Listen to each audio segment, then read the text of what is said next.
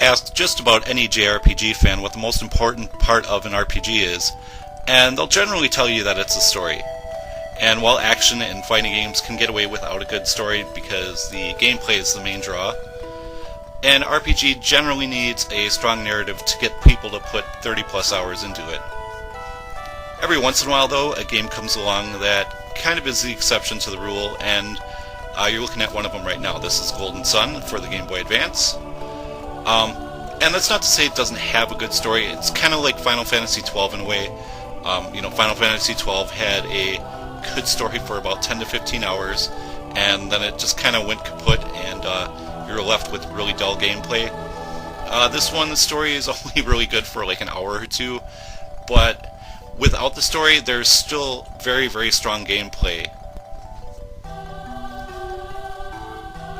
And the first thing you notice when you boot up the game is how nice the graphics look.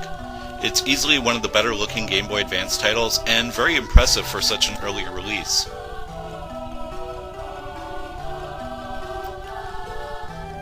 Now, combat in this game is carried out in the traditional old-school turn-based fashion. You select moves for all your characters all at once, and then whoever has the highest agility rating, gets to go first, be it you or an enemy. And you have your standard attacks. You have your magic, which is called Synergy. You also have Ginny, or I hope I didn't butcher that, but that is like an elemental attack, which sometimes it'll boost your party's attack, sometimes it'll boost defense, sometimes it'll just attack an enemy, heal your party, does all sorts of different things. And once you use one of those, your next turn you'll be able to summon an elemental monster. And depending on how many Ginny you have on standby, you can do much stronger elemental summon attacks. And of course you can use your items, you can defend, you can also flee. One annoying thing though is that if an enemy is defeated and your character was going to target that enemy, rather than target the next enemy or a random enemy, your character will just defend. So you do kind of have to measure your attacks, know what your physical and magic attacks, how much damage they'll do, and how many hit points your enemies will have. Otherwise you'll just be, mindlessly attacking, and you'll end up defending half the time. Other than that, fantastic battle system, and graphically it looks really nice.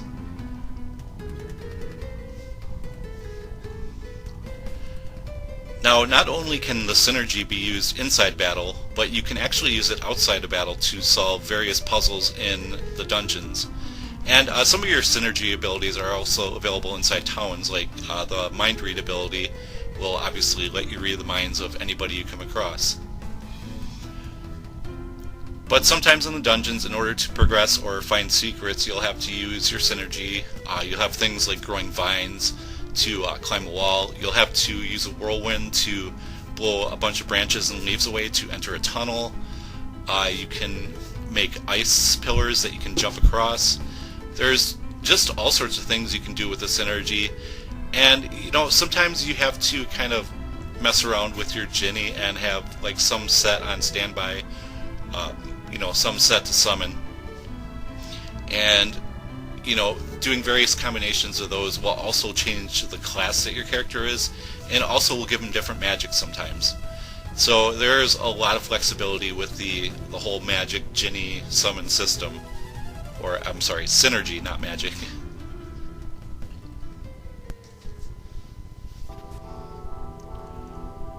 And the soundtrack in this game was done by Motoi Sakuraba, and I have commented in the past that I'm not the biggest fan of his work. This game is another exception, along with Valkyrie Profile 2. Really good music tracks for this game. They are actually memorable. Big problem I have with his stuff is a lot of it is generally forgettable, and it kind of all tends to blend together, but these are great individual tracks. You can definitely remember some of the tunes and pick out individual ones.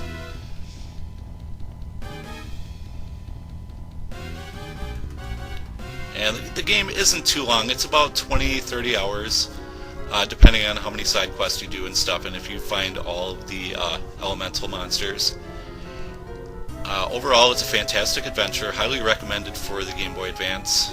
I think a loose cart goes for about $20 nowadays, which, you know, it's kind of pricey, but Game Boy Advance games, they're starting to get up there in price, so I would recommend getting it now before it goes up anymore.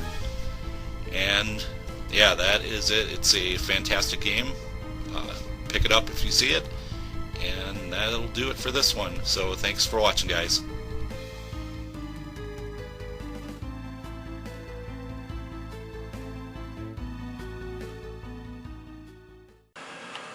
Alright, so today we're going to look at the official controller for the Nintendo GameCube.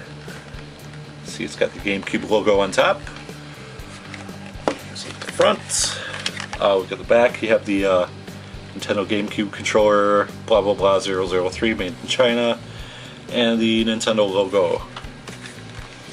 And this is a very, very nice controller. Something I really love about this is the shoulder buttons. They're analog. They're pressure sensitive, but when you get to a certain point, there's actually a button that you can press. So that's very nice. However, this also leads to a problem. It's somewhat of a minor problem, but you know, you see how these are, there's grooves in there. Your finger kind of goes in there, and then if you have to hit the Z button, it feels like you have to reach over that little, you know, get your finger out of that groove and reach over. So that feels a little awkward. I wish they wouldn't have put the Z button there. The only other real downside is this tiny D-pad. And you know, I think they did that because they felt that you know, the D-pad wasn't that important anymore, so they just threw a tiny little one down here. Of course, then they released the Game Boy player, and you know, a lot of those games are platformers that, you know, use a D-pad very well. So it feels kind of weird sometimes. Sometimes you'll, you know, hit right and you'll accidentally hit up. You can use the stick for controlling the Game Boy player. It feels weird at times though. And about the sticks, you know, analog sticks, they have these little notches on the outside. A lot of people don't care for those. I like it a lot.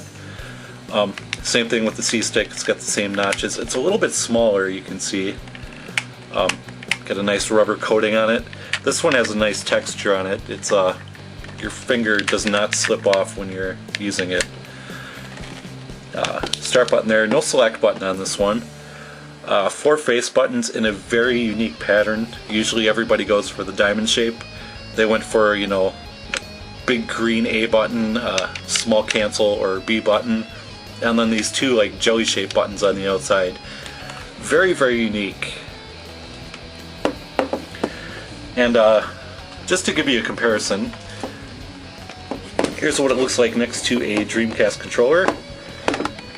You can see the Dreamcast is quite a bit bigger.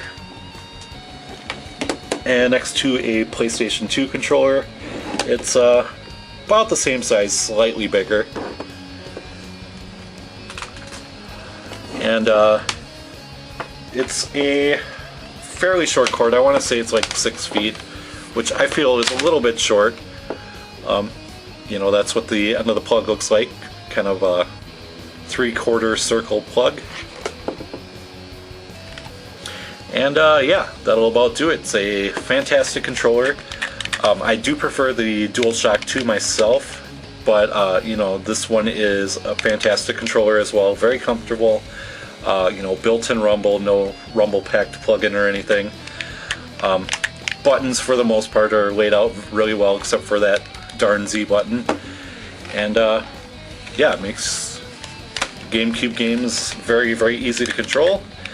So yeah, that's about it. Great controller, and that'll do it. Thank you for watching. See you next time. Alright, this is Gran Turismo 2, one of the best games on the PlayStation and my favorite game in the series. Now, this game was rushed out for a holiday release back in '99, which basically means that it lacks a little bit of the polish that the first game had. You know, nothing really major. The biggest thing is that you can only complete 98.2% of the game. And I'm not sure why. The rumors with that are they planned some drag races and they just didn't get around to including them in the game. Other one is that there was an event generator which is in the game, but you just don't acquire trophies for it or completion percentage. Not a huge deal. The only other issue is that there are a little bit of loading times. Nothing major. It's just long enough to be slightly irritating. So this is very similar to the first game. However, they have made a few enhancements. Big enhancement was they tripled the car library. First game had about 200 cars. This one has about 600. So quite a few cars to choose from. They also retained most of the tracks from the first game. I think the only one missing is Special Stage Route 11, which is an awesome track. I wish it was in here, but it's not. And then they made a bunch of new tracks. A lot of great ones like Grindelwald, Seattle Circuit, Rome Circuit. There's this cool Rome night track. And I feel the strength of this game is its track design.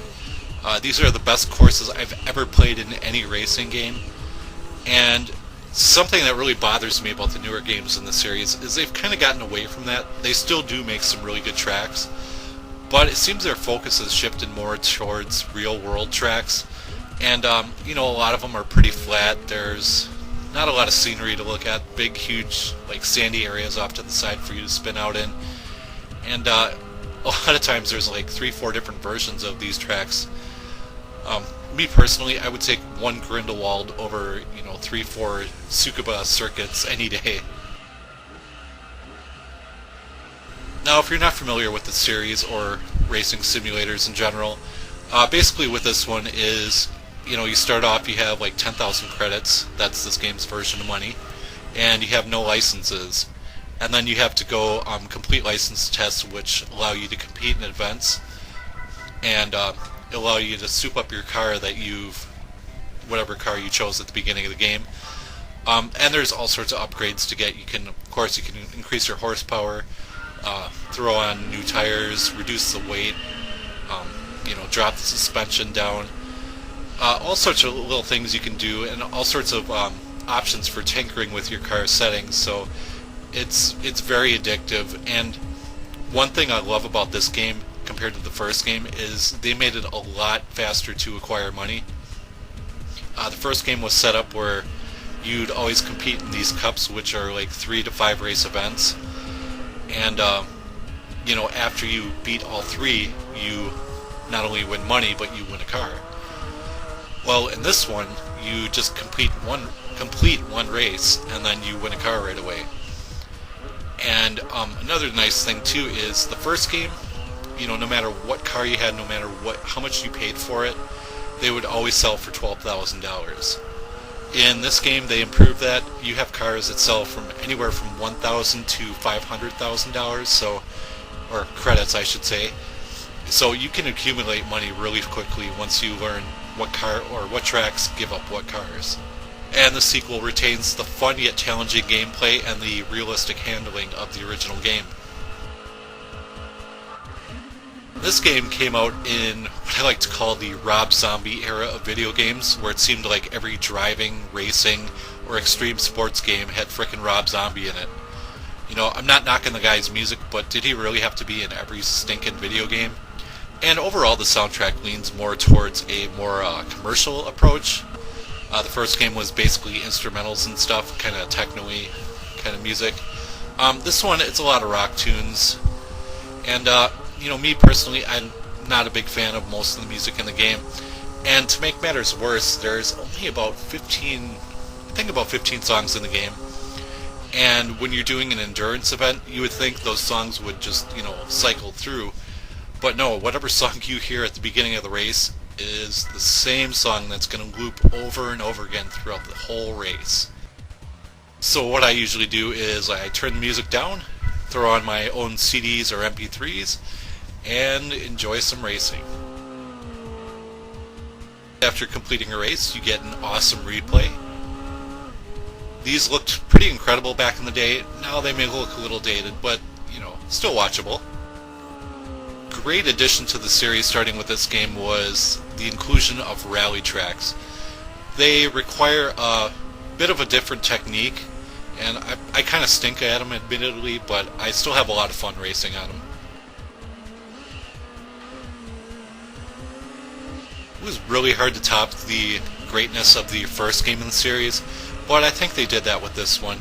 Had tons of great cars, tons of great new courses, and this game just has hundreds of thousands of hours of replay value. And one thing that's really great about this game is that it's dirt cheap and it's very, very easy to find. You can usually find it for under $5. So that was Gran Turismo 2 for the original PlayStation, one of the best racing games ever made. Hope you guys enjoy the review, and thank you for watching. Now here's a game that everybody missed back in the 5th generation. This is Devil Dice for the PS1. And when you hear the term Devil Dice, you immediately think of hell and gambling. You quickly discover that this game has nothing to do with either of those. Instead, it's just a fun little puzzle game. So your main mode here, you have endless play, and you also have a 3-minute time limited mode. And the goal of the game is simple. You just match up dice, and when you do, they sink to the floor. But you don't match up pairs, you match up whatever number is showing, you match up that many. So you match 3 3s, 6 6s, so on and so forth. Well, I'll admit the game is a little bit sluggish at first. Once you play a little bit and get some high scores, you'll be able to increase the speed of your character and the dice, and it makes the game a lot more fun in my opinion. Now, a big key to the success in this game is the rule of 7. And that rule basically is that the opposite sides of the die always equal 7. So if you're looking at a 3, the opposite side will be a 4. If you're looking at a 6, the opposite will be 1, and so on. Once you get that down, this game becomes much, much easier. And you also have a handy little icon on the top left of the screen that shows you what die you're standing on and what's on each side. It can help you out a little bit when it's obscured by other dice. There is also the puzzle mode, which has 100 different puzzles for you to solve, and basically what you do there is you just match up the dice in a certain amount of moves or less. However, in the puzzle mode you do have different kinds of dice. Like you have some that you can flip over, some that you can only push one square at a time, some that can't move at all. You also have ice dice, which if you push it once it goes all the way across the floor until it's stopped by something else. So using these various kinds of dice, it becomes quite tricky to solve these puzzles.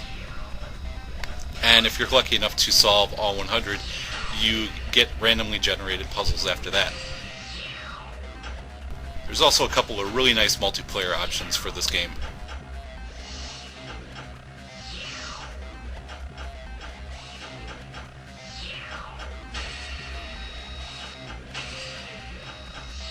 So that was Devil Dice on the original PlayStation.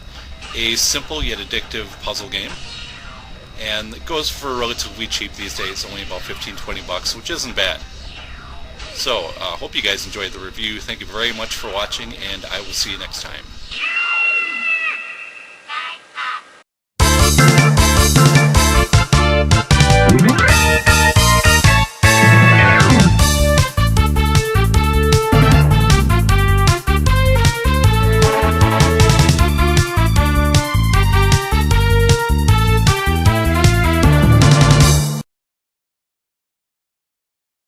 There are 2 very obvious reasons to play this game, and those are discs 1 and 2.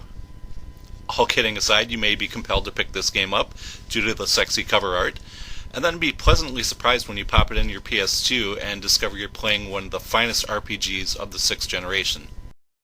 And this game has you hopping all over Europe and Asia in a kind of an alternate World War I setting.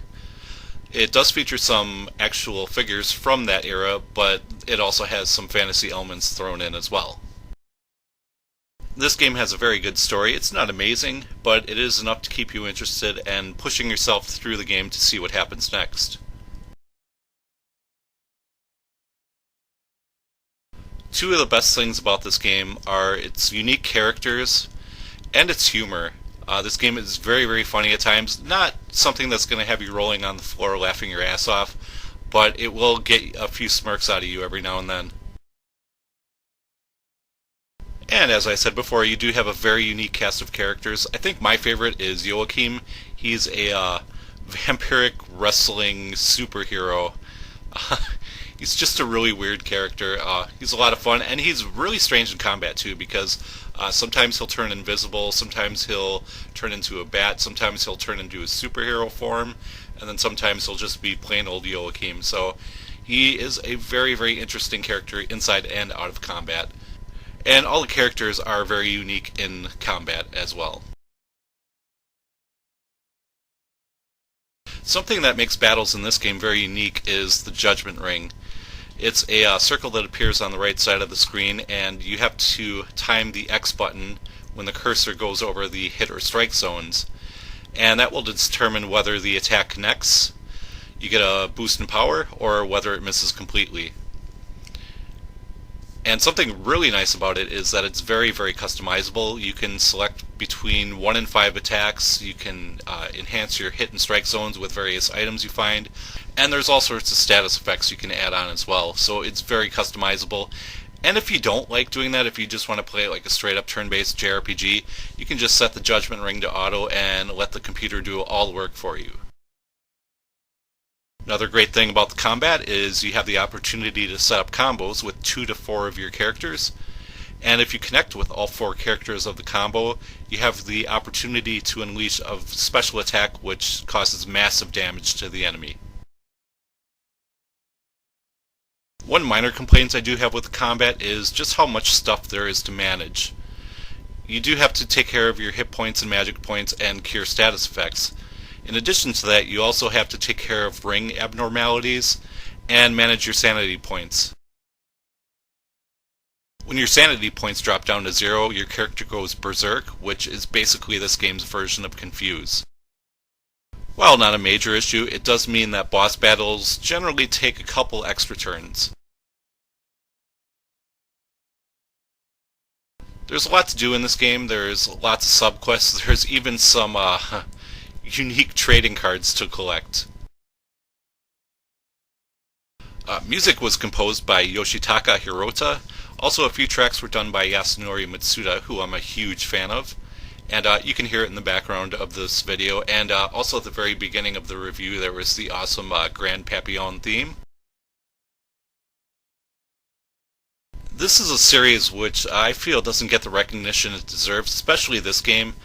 It's just a really fantastic RPG. It is a little bit pricey. It's in the $30 to $40 range typically.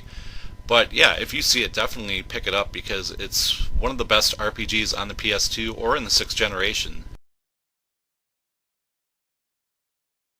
That was a look at Shadow Hearts Covenant, one of the best RPGs on the PlayStation 2. Thanks for watching. Guess I don't know my own strength. As some of you guys may know, I'm not the biggest fan of what Sony and Microsoft have been doing lately. In fact, from the 360 and PS3, there's only a handful of games that I really love. And one of those was an Xbox Live arcade title called Geometry Wars Retro Evolved. It was a really, really fun twin-stick arcade-style shooter. Sported some gorgeous visuals. They were really simple, but they were really bright, colorful, really vivid. And, you know, very challenging gameplay, but very addictive. It's one of those games where you just keep coming back, you're like, one more game, one more game. And eventually my Xbox died after a whole 10 months of working. And I decided not to get it repaired, just to get rid of it. But I was a little sad because, you know, I wasn't going to be able to play Geometry Wars anymore. Then I found out that there was a DS version.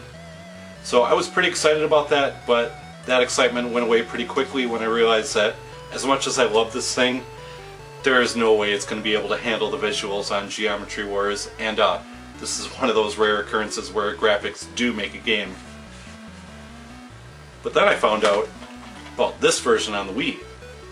And what's even cooler about it is you can actually use this, which is more than I can say for some other crappy games on the system. Get this turd out of here. Ugh, I have to go wash my hands now. The first thing you'll notice when booting up the game is that Retro Evolved is available right from the start menu. And it plays just as well as it did on the Xbox 360. When you boot up the main game mode called Galaxies, you'll notice there are quite a few changes. For one, instead of one stage, you have multiple stages to select with different points objectives. Next thing you'll notice is that you have to select a drone, and these are helper ships that have different behaviors. Some will attack, some will defend your backside, some will shoot out 360 degrees, and some will shoot snipe lasers. Lots of different options here.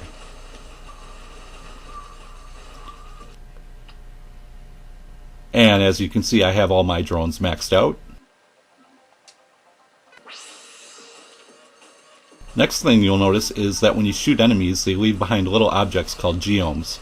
Now, geomes serve two purposes. One is they increase your multiplier, which can go as high as 150, and that will help you achieve the medals in each stage. The next is that they act as the game's currency, which will allow you to unlock new drones and also unlock new stages as well. Early on, I recommend getting the collect drone and allowing that to go and collect geomes for you while you just stay in one spot and shoot everything that comes at you.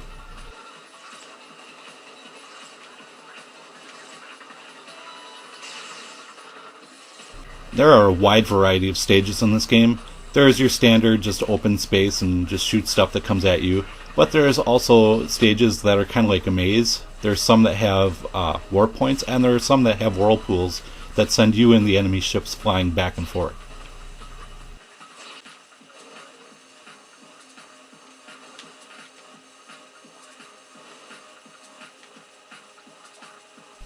This game does get rather challenging in its later stages, but it's never frustrating. It's that kind of addictive challenge that keeps you coming back for more.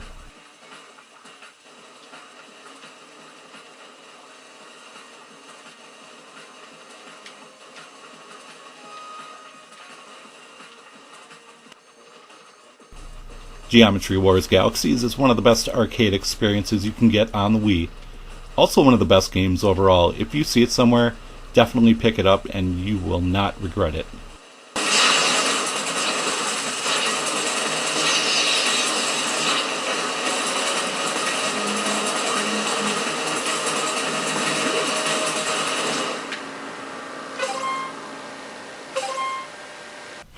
Alright guys, welcome to another review. Today we're going to be looking at an awesome shoot 'em up for the Dreamcast called Sturmwind. This was released in 2013 by our friends over at Durnick and Red Spot Games.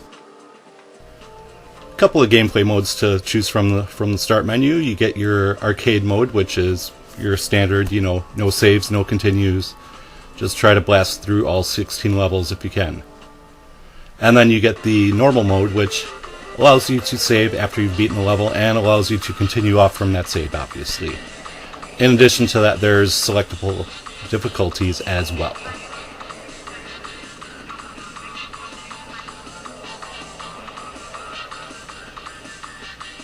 And the first thing you'll notice when you boot up the game is just how stunning the graphics are. This game uses some pre-rendered 2D backgrounds, and they look simply amazing. Another thing about it too is they have the brightness on this game jacked way up. And there's one particular section where you fly by a star and it's almost blinding.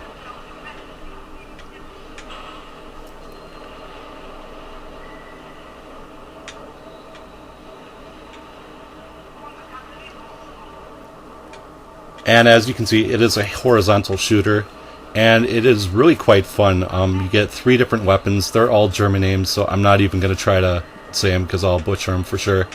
But you get a blue lasery thing that kind of shoots out in like a curve, and then you get a green laser that shoots just straight ahead, and then you get a flamethrower which kind of shoots off at an angle to each side. You can get several upgrades for each one, and you can also shoot behind you by pressing the left shoulder button.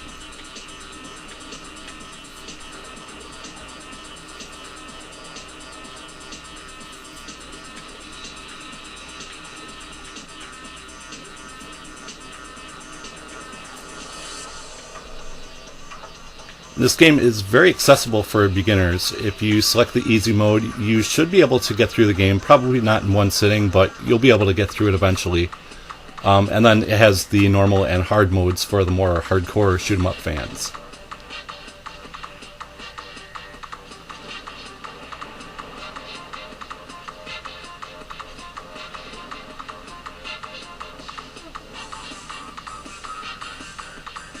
Musically, this game is outstanding. It has a real techno-y feel to it. Kind of reminds me of early PlayStation 1 racing games before the whole thing of, using mainstream rock and metal acts became the norm. Just a really, really fun soundtrack to listen to.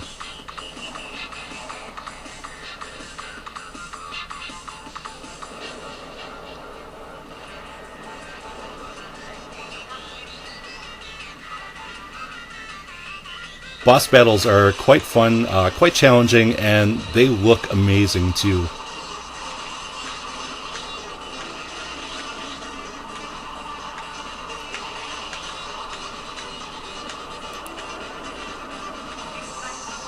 There are only a couple of drawbacks to this game, one being that because of the background, it's really hard to tell what you're supposed to be shooting and what you're supposed to be avoiding sometimes.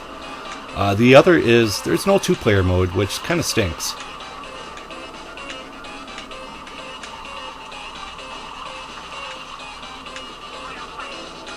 A couple of really neat features in the bonus menu is you have an achievement system. You also have the opportunity to upload your high scores to the website of this game.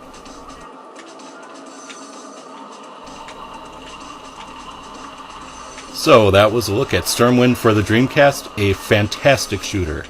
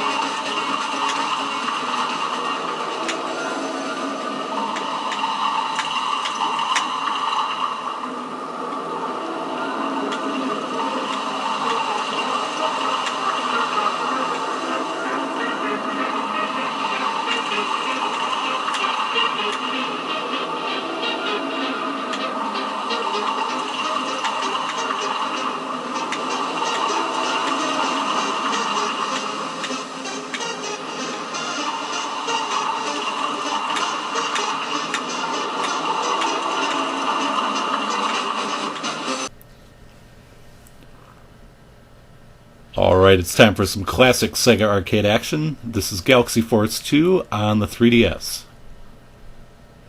This is a very old game, came out in 1988 in the arcades, and then later on was ported to many systems, including Master System, Genesis, even the PS2.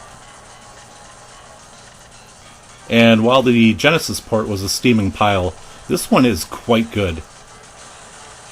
Being on the 3DS, of course, it does take advantage of the 3D effects, but it's also had its sprite works upgraded quite a bit.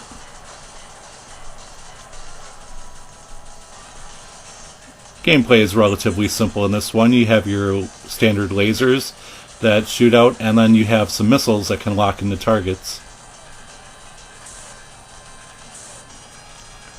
You also have an energy meter, which will deplete as you fly through the levels. And your goal is to have as much energy as possible, and you do this by speeding through levels as quickly as possible, and also by shooting as many enemies as you can. You'll get a energy bonus at the end of the level.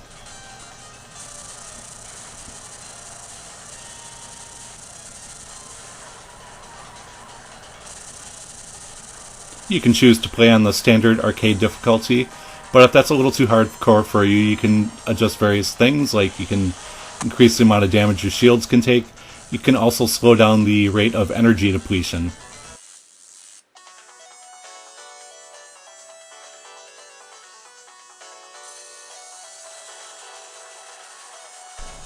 .3D effects look terrific in this game. They give a real sense of depth to everything.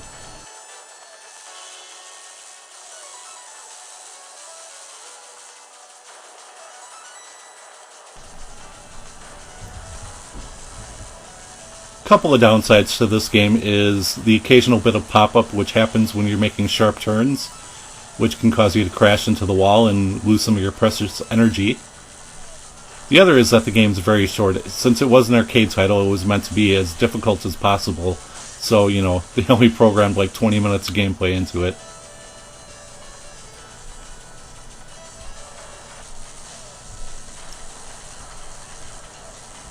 really neat feature for this 3DS version is the fact that you can save your entire playthrough as a replay and watch it whenever you want.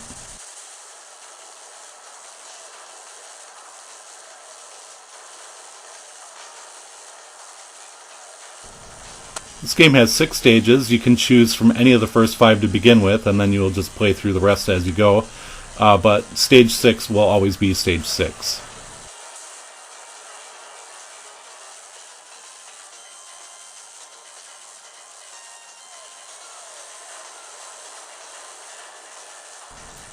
And that was 3D Galaxy Force 2 on the Nintendo 3DS, a classic Sega on-rails shooter.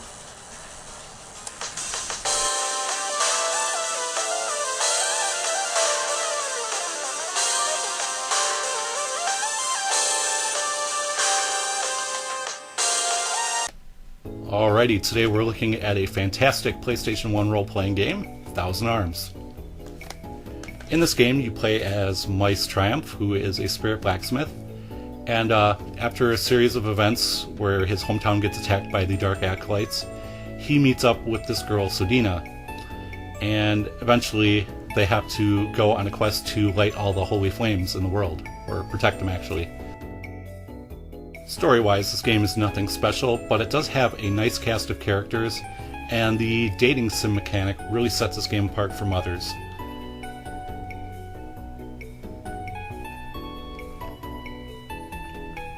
So by dating the various female characters that you meet in the game, you increase their spiritual bond with you, and that enables you to increase your weapon strength and also learn new spells and special attacks. There are no weapons to buy in stores or find anywhere. This is the only way to upgrade. And the dating sim elements are just funny as hell sometimes. Like, some of the answers are just really goofy. It's fun to kind of mess with the ladies sometimes and see their reactions to what you say. And overall, it's just really, really fun.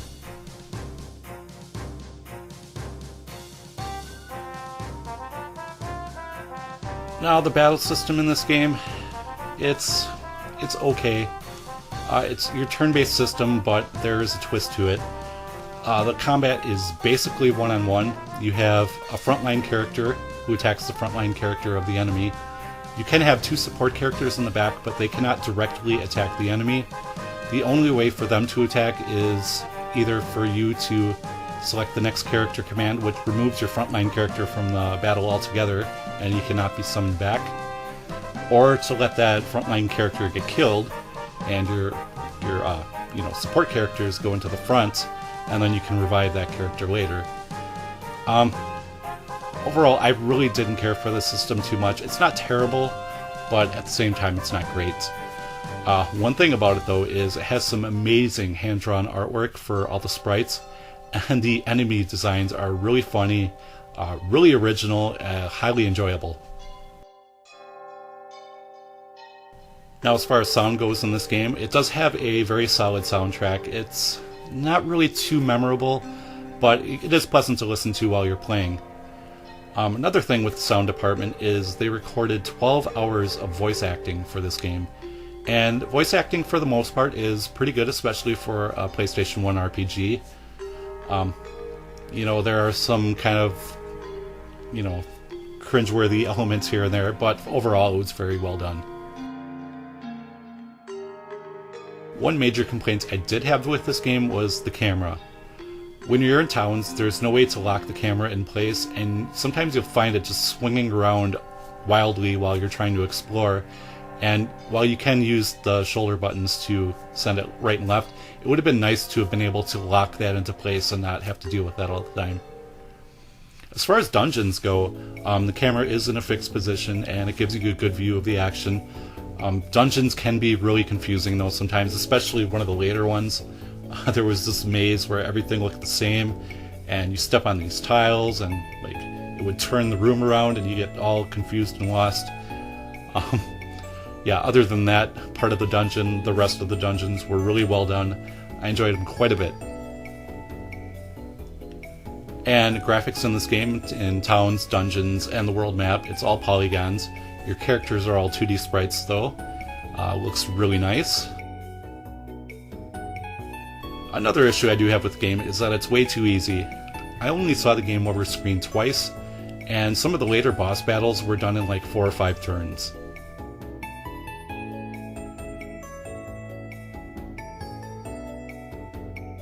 It may seem like I've complained a lot during this review, but this was actually a really fun RPG. If you're a fan of games like Grandia and Lunar, I highly recommend you check this out.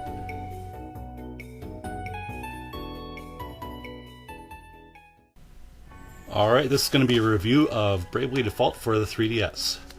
Now, I was extremely hesitant to pick up this game. I have been really disappointed with what Square Enix has been doing ever since Final Fantasy X. I think the only good game out of that whole bunch afterwards was Dissidia.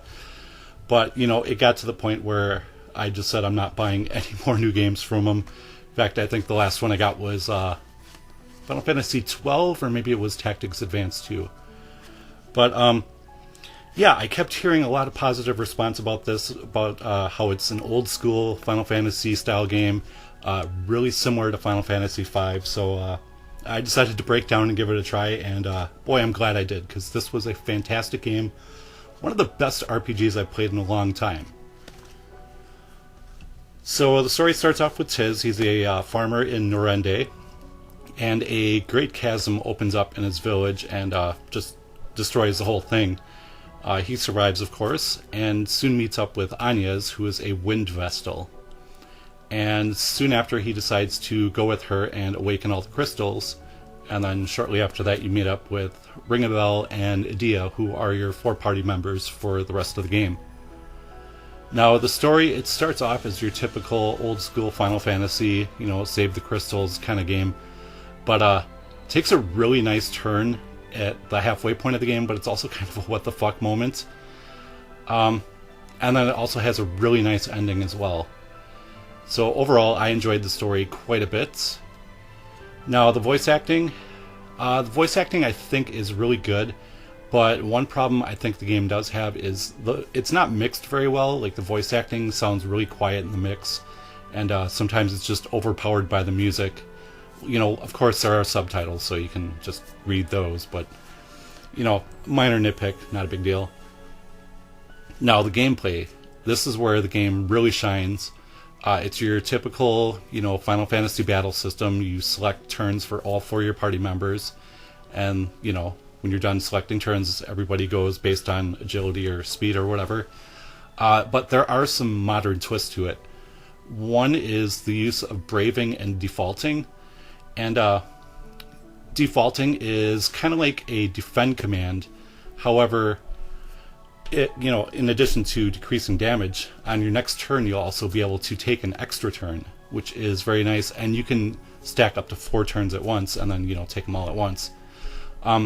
Same thing with braving. You actually don't have to default to take 4 turns at once, but you run a serious risk with that, because if you brave 4 times, that character is then going to be vulnerable for the next 4 turns, because he doesn't have any brave points to take a turn. So it's a very nice risk-reward system. I like it a lot. And you know, with a lot of the random battles, you can just brave all 4 of your party members 4 times and just plow through them. But the boss battles, they require a lot of strategy. I really enjoyed the boss battles quite a bit, because they always had like a new trick up their sleeve, be it, you know, a status effect, or, you know, calling in you know, support members, or just manipulating the brave and default system. So yeah, very, very cool system. And another part of the gameplay is the job system, which is a lot like Final Fantasy V, but it's also a lot better. And, you know, Final Fantasy V was a great job system. This just takes it to the next level. There's some great jobs to choose from, really, really cool abilities, and, you know, some of them do tie into the whole brave default thing. So, yeah, just really well done. And then on top of all that, you also have the option to go online with the game and kind of summon in your friends to, you know, do an attack on the enemy, or even heal your party members. So that's a really cool feature. And this game does have a kind of limit break system to it. I think it's just called special attacks off the top of my head. I actually beat this a week ago. Yeah, but you know, it's based on what weapon you equip, and there's various circumstances to activate each special attack. So in a way, it's kind of like Final Fantasy X, because you know there were all those different ways you could activate your overdrives. Graphically, this game looks beautiful. I am a new 3DS owner, so I can't really compare it to much, but I really enjoyed the graphics quite a bit. They looked great, and the 3D effects, while I generally didn't play with 3D on, they worked really well when I did use it. Now, music in this game was done by Revo, and I haven't researched this, so sorry. But I don't know if Revo is like a company or if it's like a person, but it's a very good soundtrack done by Revo. One thing is there's not that many tracks in it though, so it does get kind of repetitive. And I found that while the tracks are all good, there's nothing of that kind of legendary status as like a One-Winged Angel or, you know, any of Yasunori Masuda's work on Xenogears or Chrono Trigger. So, you know, very solid soundtrack, and it's memorable, but it's just not, you know, amazing. One thing I forgot to mention with the gameplay is there is that story twist about halfway in the game, and it's at that point you feel like you kind of have to kind of abuse the game's mechanics. And one thing I forgot to mention too with the battle system is you can, you know, greatly increase the battle speed where you can fly through battles in seconds. Well, when you get that story twist halfway through, it's almost like the game forces you to, you know, do battles as fast as you can and brave 4 times. For spoiler reasons, I can't say exactly why, but you're going to want to do that eventually. The game is fairly long. It really depends how long it is on, you know, whether or not you speed up battles or just play it the traditional way. Overall, it's just a fantastic adventure. I really enjoyed it quite a bit. Love the graphics, music, story, characters.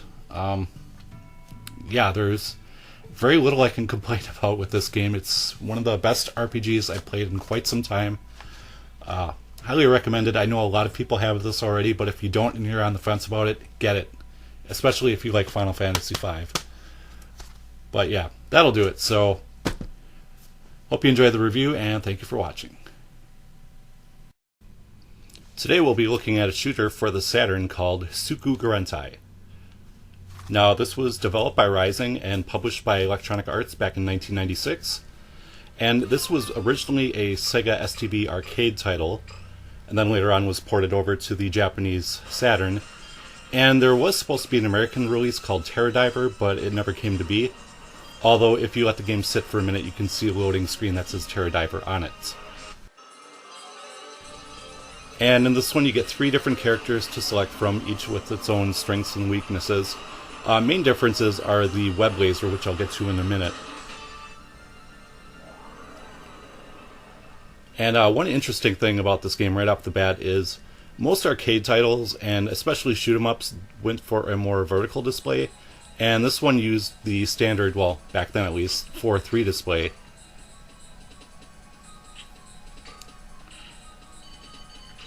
So like most shoot-'em-ups, you have your primary weapon, which, you know, you use by hitting the fire button. And then if things get really hairy, you can hit a bomb, which will clear most of the enemies off the screen. How this game is a little bit different is, if you hold down the fire button, it actually doesn't rapid fire. What it does is charge up a web laser, and you'll see like a targeting area display in front of your ship. And then when you release that, it will shoot a laser out and destroy most of the enemies, or do significant damage to them. And each character does have 2 different web lasers to choose from. One of them has a really annoying random one which just flies all over the screen, and it's really hard to use. So you actually cannot hold the fire button to rapid fire. You do that by, you know, just mashing the fire button actually, which is okay because the rate of fire is actually very good. It's not like an NES or Atari 2600 shooter where you have like 1 or 2 bullets per screen. And of course your primary weapon can be powered up as well. And something I really love about this game is they are very, very generous with the power-ups. I've played some crappy shooters like Iridian 3D where you start off with a little pea shooter and they only give you like 3 or 4 power-ups per level. This one, you'll be seeing power-ups about every 10 to 15 seconds.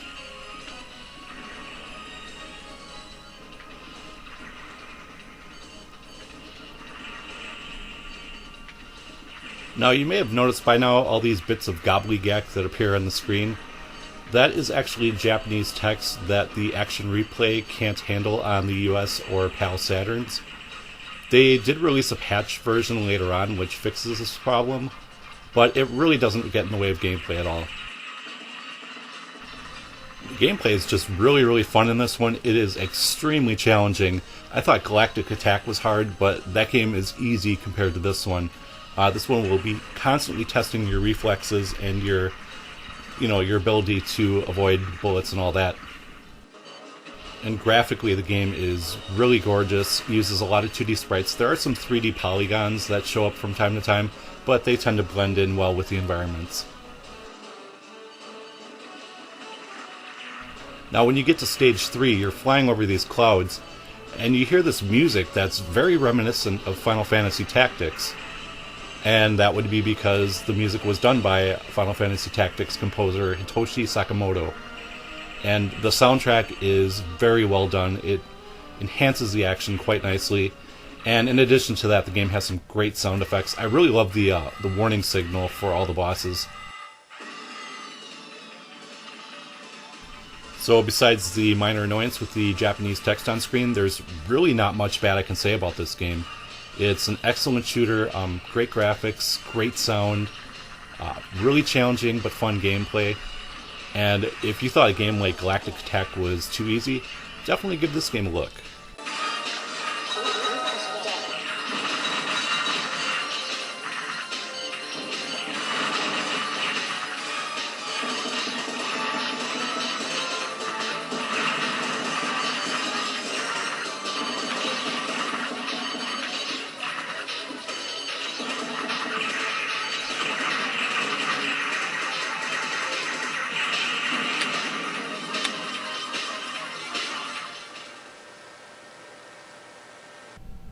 Alright, today we're going to take a look at a PS2 RPG called MS Saga: A New Dawn.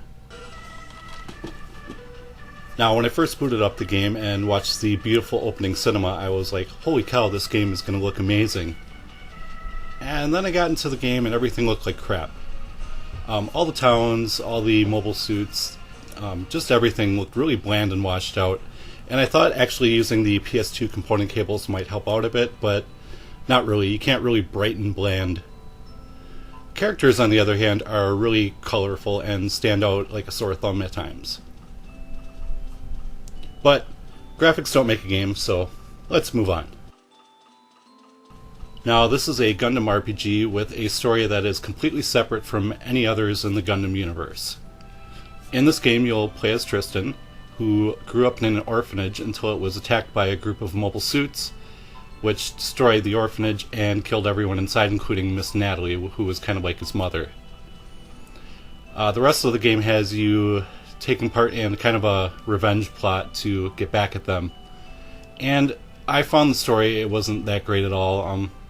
The characters were just okay, but it was really predictable, really cliche. So, not really the greatest story. One really cool thing I did like is whenever you enter a town, all your party members kind of scatter throughout the town and just hang out, and you can go and talk to them, kind of like Star Ocean 2. Now, it's not as deep as Star Ocean 2, and it won't give you any other endings or anything. There is just one ending in this game, but still a cool feature nonetheless, and I really wish more RPGs would have that. Now, the part in the game I really love is the mobile suits and all the customization that goes along with it. They do have the chibi look, which I'm not really a fan of, but you do get 39 mobile suits to customize with over 260 different parts, and you can also swap out different arms and legs. There's also sorts of booster packs you can put on, things that'll protect you from status effects, just all sorts of ways to mess around. And the weapons, they did them in a really cool way. It's kind of like the briefcase in the Resident Evil games where you have to kind of organize everything around to make sure it fits. The weapons are done the same way.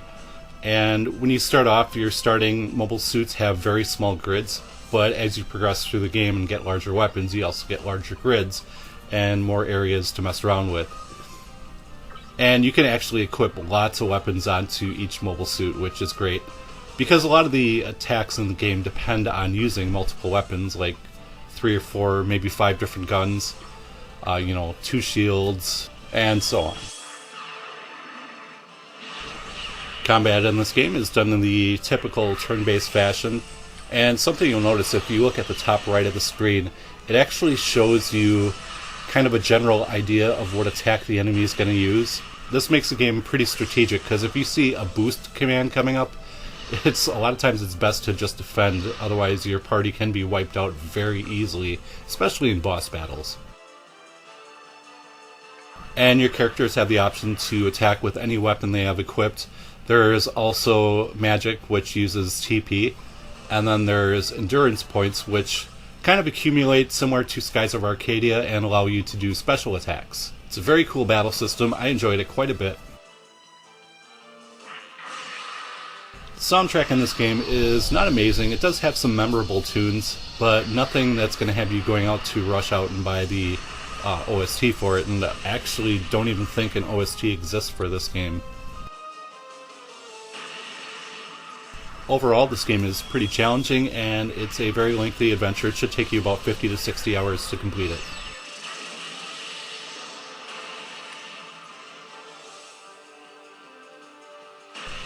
MS Saga may not make anyone's top 10 RPGs of all time list, but it is still a highly enjoyable adventure, and fans of Gundam or turn-based RPGs should definitely take a look at it. Alright, today we're going to be looking at Tactics Ogre, Let Us Cling Together for PSP. Now, I really enjoyed the Game Boy Advance game, The Night of Lotus, and I was told by quite a few people that this game is actually better, and that it's the closest thing we're going to get to a Final Fantasy Tactics sequel.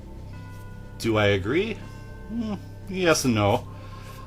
There are a lot of things that make this game truly great. However, there are some mechanics that weren't really done too well and bring this game down quite a bit. For starters, first thing I want to talk about is story. The story is excellent. It's one of the better stories you'll find in an RPG, and it has branching paths and 3 different endings you can acquire. So that aspect of the game was very well done. Graphically, they just lifted this straight from the Super Nintendo original. At least on the battle maps, but the spells are done with like the PSP graphics, so some may find that a little weird. And then the character portraits were all redone, and they look amazing. Just some fantastic artwork. Combat in this game is done in your typical SRPG fashion, where characters go based on their speed, one at a time, kind of like chess and Final Fantasy mixed together. Now, one aspect of the game I did not like was the class system. Now, there was a class system in The Night of Lotus on Game Boy Advance, but it was done much better than in this one. In this game, whenever you change to a new class, that character starts at level 1. Not a big problem in the first chapter, but when you get into chapters 3 and 4 and you want to change a class, it basically cripples your party. Basically, it's like the game's punishing you for playing it the way it was intended. I don't like this system at all. It is nice, though, if you want to do, if you already have, let's say, a level 10 archer or something, and then you want to switch somebody else to archer, well, they'll start at level 10 too, just because you already have archer at that level. But if you want to start a brand new class that nobody has leveled up in, you're going to start at the very beginning. Now, a big problem I had with the game was the shop system. When you go into the shop, you don't have access to what your party is currently wearing. So in order to see what your party is wearing, you have to actually exit the shop, go into your party menu, look at that, and then go back to the shop and see if what's available is better than what you have currently equipped. Another annoying thing, to a lesser extent though, is that the armor and weapons, they all have specific levels for each class, which, in addition to checking back and forth between your party and shop menus, it adds a lot to the tediousness of this game. Back in the 16-bit era, this kind of shop system would have been totally acceptable because, that's how it was back then. But for a remake of a game that was released in 2010, it's just inexcusable. They really should have updated that. It'd be like the Dragon Quest games being remade for DS and leaving the door and stairs command button in. It doesn't make any sense. Music in this game was handled by the same composers who did Final Fantasy Tactics, and it is absolutely magnificent. Just some great battle themes. The overworld music is great, or the map music, I should say. And, just A+ in that department.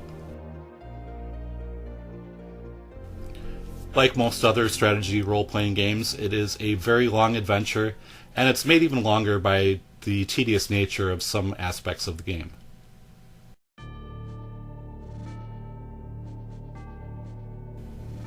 Overall, it's a really good game, however, some aspects of it may turn players off.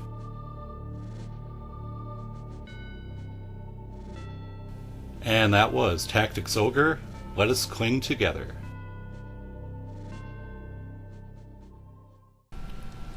Alright, time for another Castlevania review. Today we're looking at Order of Ecclessia for the DS.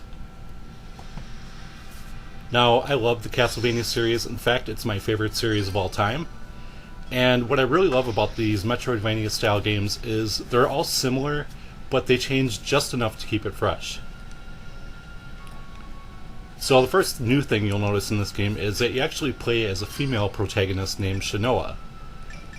And she doesn't have normal equipment like in the other games. She doesn't have a whip or different swords you can equip. Instead, she equips these things called magical glyphs, which can be found by breaking apart items, defeating enemies, or by absorbing them when you see an enemy cast a spell. And when you start off, you only have one set of glyphs you can choose from, but eventually you do find an item that allows you to swap between 3 different sets of glyphs, which gives you a lot of options for different attacks.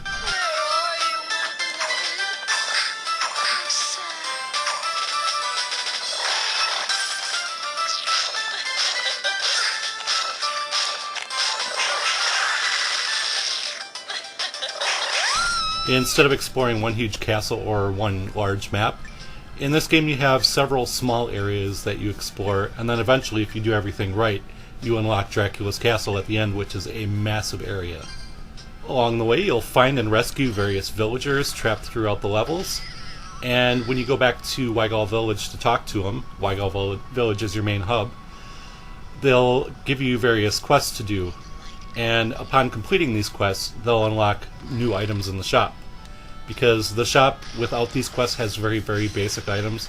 So you'll definitely want to do these quests to upgrade your armor and get better healing items.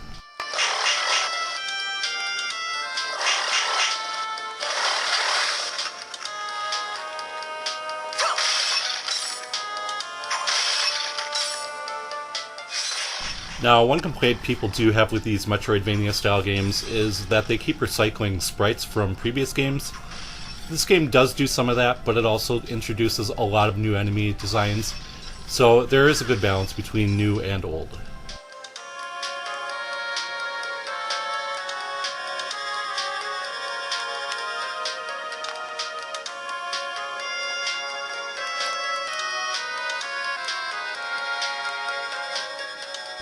The music in this series has always been outstanding, even from the old NES days, and this game is no exception. Just a fantastic soundtrack.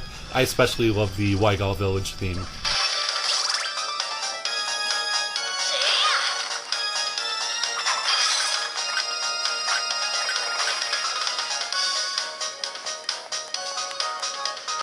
This is definitely one of the tougher Metroidvania games. While it's not as hard as Circle of the Moon, this game is quite challenging, especially the boss fights. A lot of them will have to be fought several times until you can get their attack patterns down.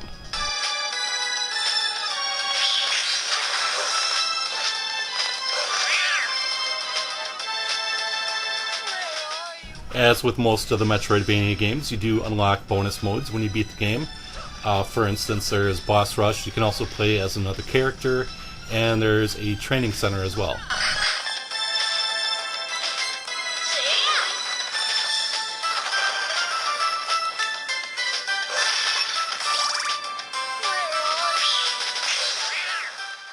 Should take you about 10 hours to beat this, although it does take a little bit longer if you want to get everything in the game and acquire the true ending.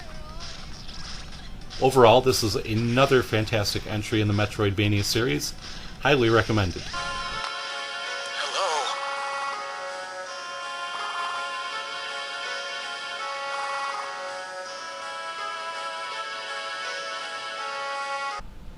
Alright, today we're going to be reviewing one of the best RPGs I've ever played, Radiant Historia. In this game you play as Stock, and that's S-T-O-C-K-E. He's kind of this special agent for the military who very early on is given this book called The White Chronicle, and this allows him to time travel back to any point that he's previously visited. In addition to that, he also has the opportunity to visit an alternate timeline. Excuse me. And through doing these things, he has to manipulate history and prevent the end of the world. The story was just amazing. Really great cast of characters. The story just remained interesting throughout the whole 40 hours of the game. And I'm not going to get into any more detail on it because I don't want to spoil anything for anyone because it was that good. One of the best JRPG stories I've encountered. Next we have characters. Throughout the game you'll have several characters hop in and out of your battle party. I think there's about 7 in total. The two main characters are Rainy and Marco is kind of like your healer. Rainy is your magic user. She does also have some other useful spells like Regenerate, which allows the whole party to basically have a Regan effect on them throughout the battle. Or for so many turns, I should say. One interesting thing, though, with the time travel is in games like Chrono Trigger or Chrono Cross, once you find a character, you can take them back to any period that you visited. In this game, Stock is the only one that time travels, so you may have Rainy and Marco, in your battle party in the current time, but if you go back in time, you may have, like, Rosh and someone else. So very interesting the way they did that. Next up we have the graphics. Graphics look really good.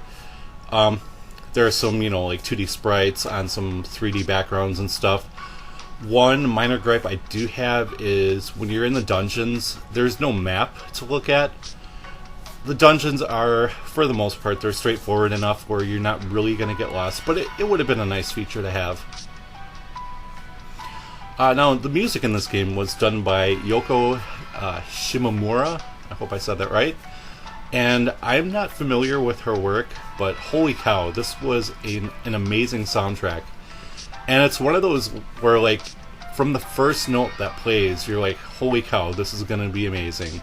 And, it just sets the tone for the whole game, and it's just a very solid soundtrack throughout.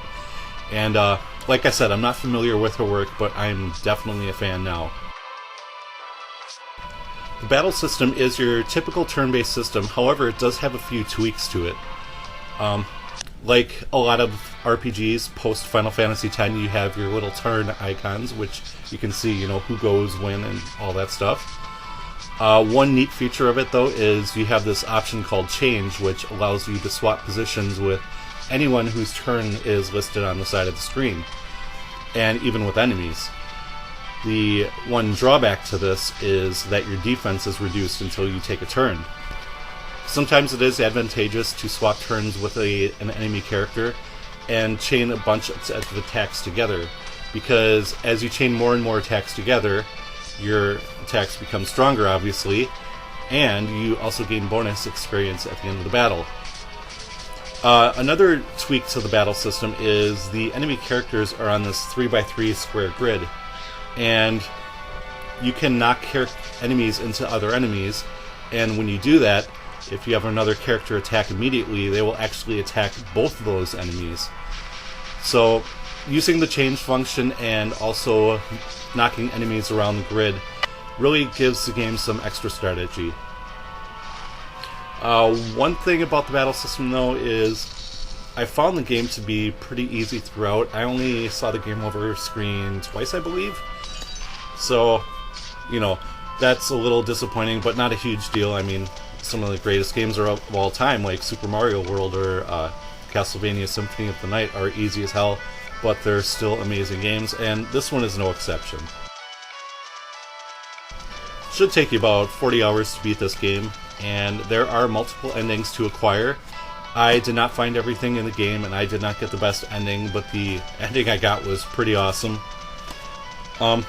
Not really much for replayability besides, just getting all the side quests and acquiring the true ending and all that. But yeah, that'll about do it. It's just an amazing game.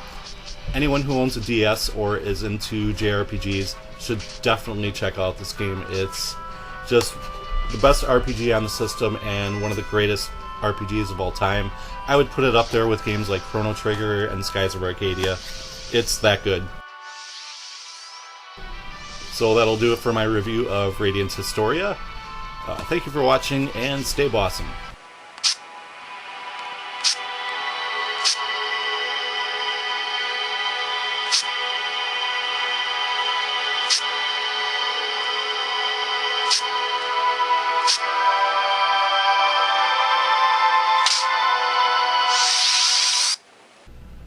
So today we're going to be looking at a crossover strategy RPG for the PlayStation 2 called Chaos Wars.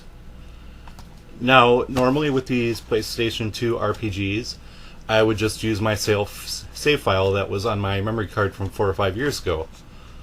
Unfortunately, with this one I discovered that I deleted my save file, which means I'm going to have to play through the game again. Before we do that though, there's something that must be addressed with the cover.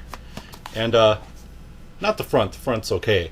But let's turn around and take a look at the back.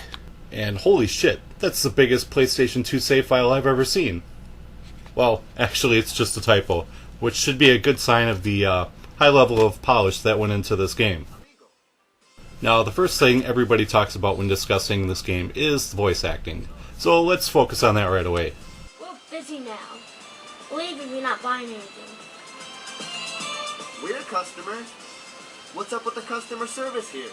Are you Zard? I'm nothing like him. I'm sus. I work here. Watch your mouth. He's your boss after all. You guys can wait on the couch over there. What I find really funny is that everybody's initial reaction seems to be, what the? Is that real? And they seem to think that it's a bunch of YouTubers just having fun overdubbing their own voices onto the game. But as someone who bought the game on release and played through it, I can tell you these are the real voice actors in the game, unfortunately. So what happened with the voice cast and why did it turn out so bad? Well, the publishing company had no money for real voice actors, so they used the CEO's family members to do all the voice work in this game. And, well, you can hear the results. Now, the voice acting I find falls into the so bad it's good category. Unfortunately, it had to be ruined by a couple things. One is the lazy audio design.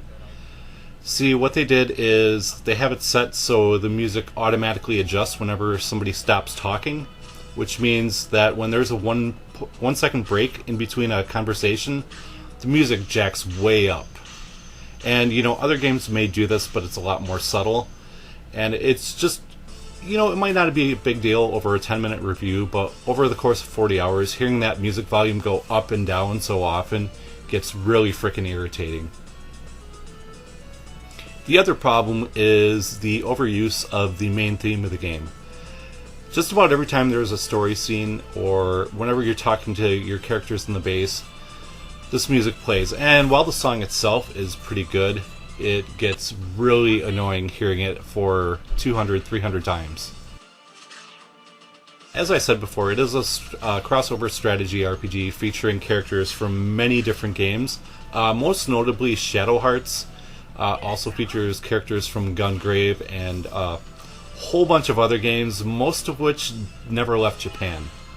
So that's both good and bad. It's really cool that you can play as Yuri and Karen and Geppetto and Alice from Shadow Hearts, and you can play as Gungrave and all these other cool characters.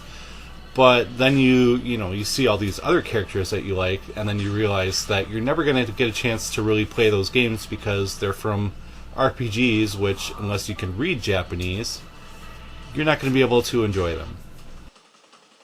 The character designs in this are okay. I'm alright with the chibi look in this game. One thing I don't like, though, is the original characters created for this game. They're just really bland looking, and they have the largest eyes you can imagine. The story in this game is Hyoma, the main character. He stumbles onto a portal which sucks him and his friends and a bunch of knights, which are the other characters from the other games, into this world called Endia. And he meets up with Rin, who is kind of a gate master, and they go on a quest to try to find their way back to their home worlds. And the story I found wasn't that great, but to be fair, it'd be really challenging to make a cohesive story that was actually really good out of combining so many characters. Now, the gameplay in this is a little bit different from other strategy RPGs I've played. Most strategy RPGs use a grid system for movement, and this one doesn't, and I thought I would hate it at first, but it actually turned out to be okay. What happens is you have this big circle that shows up around your character, and as long as you have move points, you can move anywhere in that circle. And then to attack, you don't have normal physical attacks. Everything is skill. And all the skills require SP to be used. You'll also notice something called Realize, which is this game's kind of limit break or Super Saiyan mode. You do need one Realize point to get into Realize mode, which will increase your stats. And then what the manual fails to tell you is you'll need another Realize point to actually complete your special Realize attack. And the game does miss, or the manual I should say, does miss a few details in it, and I think that's more of a localization issue than anything else. Now, one thing I really did not like about this game is the leveling system. Most strategy RPGs use a standard experience system where you get X amount of points and then you level up.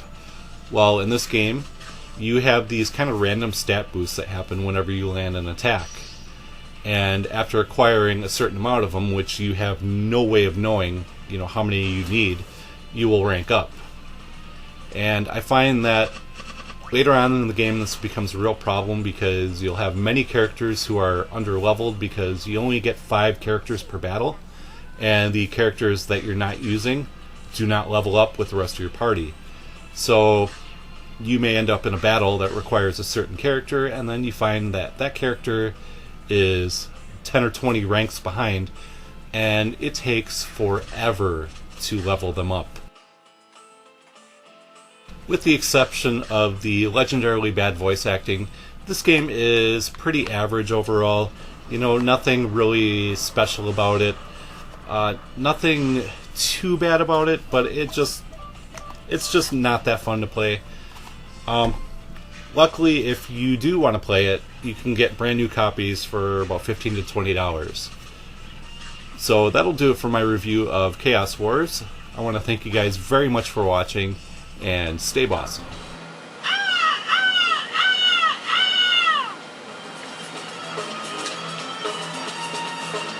Don't come any closer! Those monsters aren't in the record. Are they summoned from another dimension? It's too late to find out anyway. That's the end of them. Hi, Gate Master. Long time no see. You? What are you doing here? I'm Yoichi of the Ruin. I know you well, Gate Master. I can't tell you why I'm here. Let's just say I was looking for someone to play with. You guys didn't do this, did you? How did you open the gate? It's easy to ask, but you should figure it out on your own this time. You thought you were the only one who could open the Samon Gate? There should be only one Gate Master. Oops! I have to go now. My boss will be angry. I have an errand to run, so I guess I'll see you later. Or not. Wait! Alright, so I just beat my first Master System game today, and that was Phantasy Star. Unfortunately, I don't own a Master System or the cartridge, so, I had to play it on an emulator. But, just a fantastic RPG. Great start to the series, which I'm going to tell you about right now. So, the story starts off with Alice's brother, Nero. He's lying face down on the ground, and, as he's dying, his last words to Alice are to find Odin, and he will help her defeat the evil tyrant Lassic. And there isn't too much more story after that. You get a little bit of story when you get a new character in your party, but that's about it, and of course the ending. But, I can't really fault the game for that. Nowadays it'd be a really pathetic story, but back then, I'm sure it was just a great story. And, I did enjoy what little of it there was. Now, starting off, this game is pretty challenging, and for two reasons. One, when you start off, you're Alice and you're by yourself. There are, of course, enemies outside of the town that you can fight, but you kind of have to be careful about where you go. Stay out of the woods and stuff, because there are some higher level enemies in there, and you basically have to just run outside, fight a few scorpions, run back to town, heal up, go outside, repeat until you're like level 5 or 6, and hopefully by then you have some money for some stronger equipment too. And then you can, start exploring the woods and start traveling a little farther away from the town, and exploring the other towns on the map. The second reason is because very early on you'll kind of hit a wall of, you can see there's 4 or 5 things that you need to do, but you can't figure out how exactly to do it. And it is a little frustrating, and then eventually you do figure it out, and you're and once you do that, everything snowballs and you can start doing all these other tasks. What that exactly is that triggers that, I won't say. We'll leave it a secret.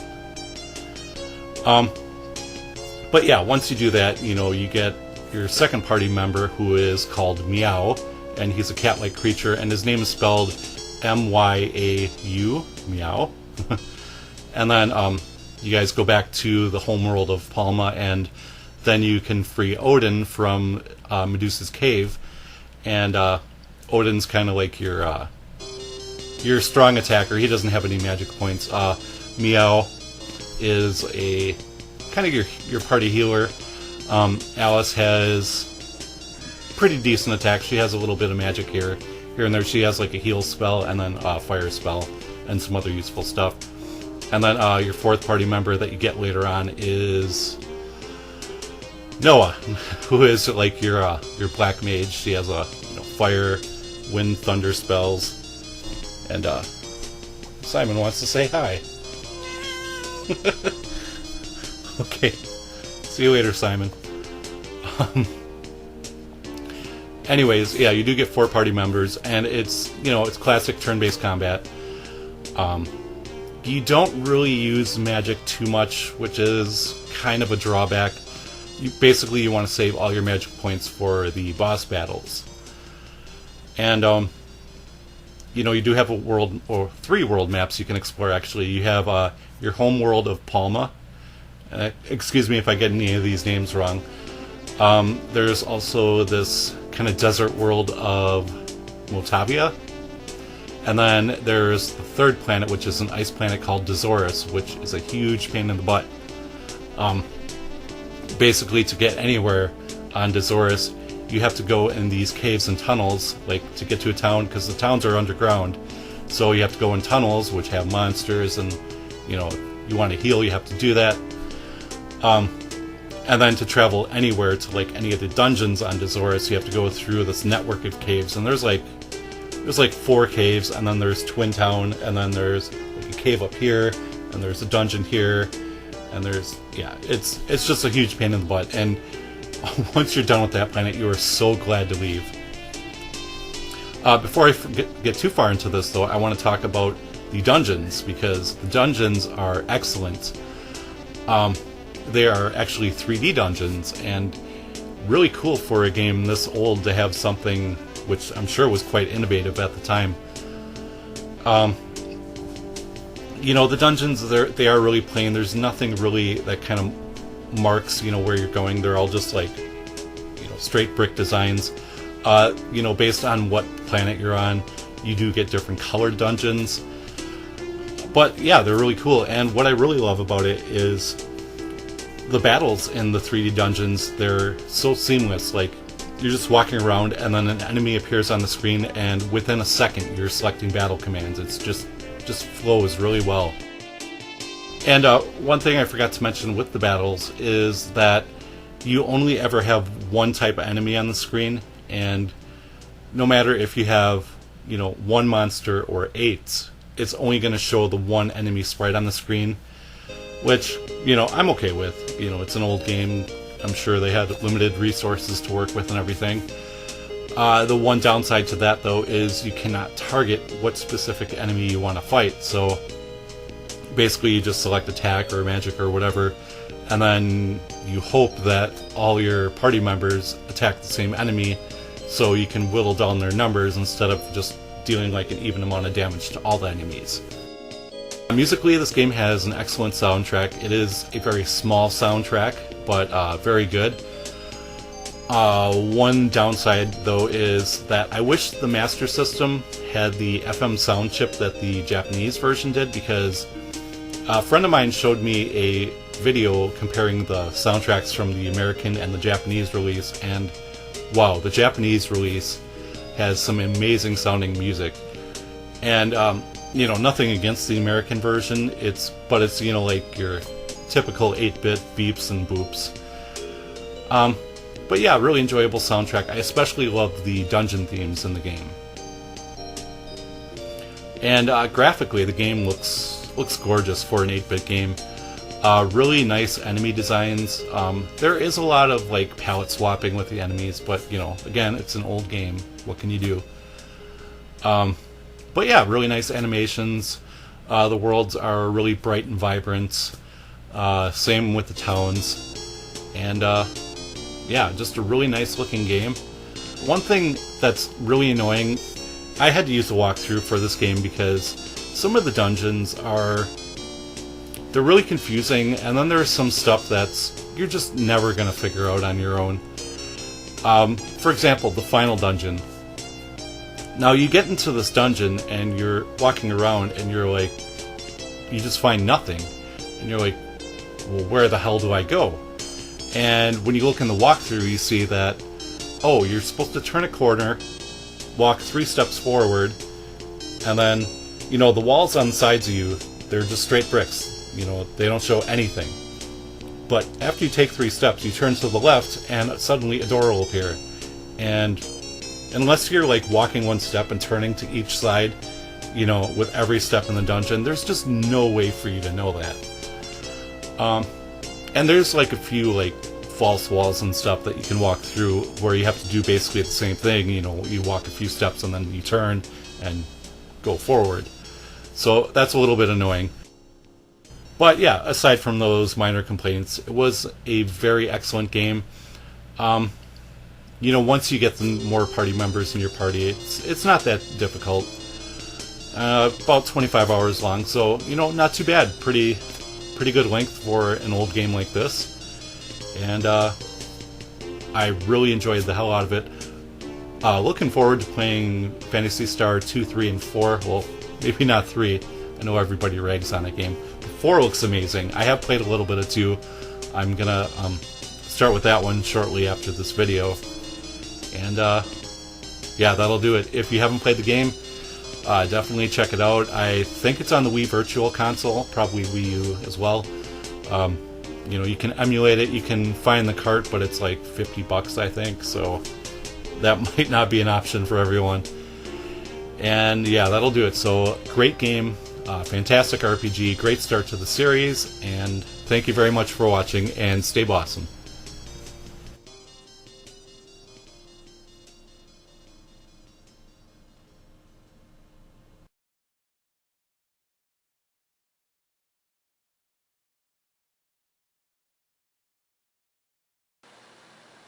The Sega Dreamcast had one of the most impressive launches of any console in video game history, and in less than 2 years had amassed quite an impressive library of games.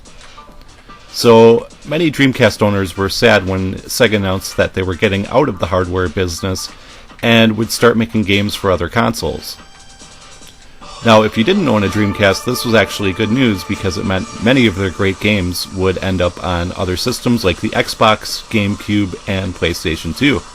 And you're looking at one of them right here. This is Rez, which was released on Dreamcast in Japan and the PAL regions, and for the PlayStation 2 was given a worldwide release.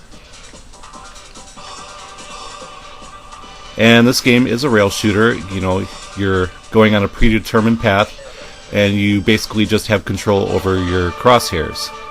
Graphically, this game's got a really simplistic art style, but it works and it looks gorgeous. It's just very, very nice to look at. The gameplay is relatively simple. You can shoot down enemies one by one, or you can lock on up to 8 enemies and shoot all of them at once.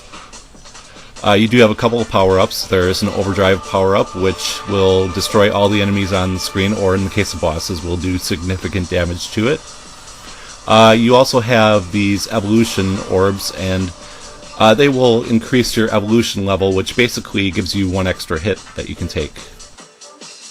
What's really interesting about this game is the way the rail shooter mechanics work in conjunction with the trance soundtrack in the background. When you start off each stage, you have a trance song going, but you only have a little piece of it going in the background. And as you progress through the stage and unlock different virus levels, you add a little bit more complexity to the song. So, you know, the song starts off very basic in the beginning, but by the end of the stage, you have basically a complete song. In addition to that, every time you fire, you add a musical sound to the mix. Something that's really neat about this game is the way the DualShock 2 kind of pulses with the music in the background. It just adds another layer of immersiveness to the experience. The game is relatively short, it only has 5 stages, but as you progress through those stages, you'll actually unlock different gameplay modes, which increase the replayability of the game a lot. This game is very reasonably priced. A PlayStation 2 copy of it will cost you about $20. And that was a look at Rez, one of the most amazing immersive experiences you'll ever have with a video game. I want to thank you guys very much for watching, and stay awesome.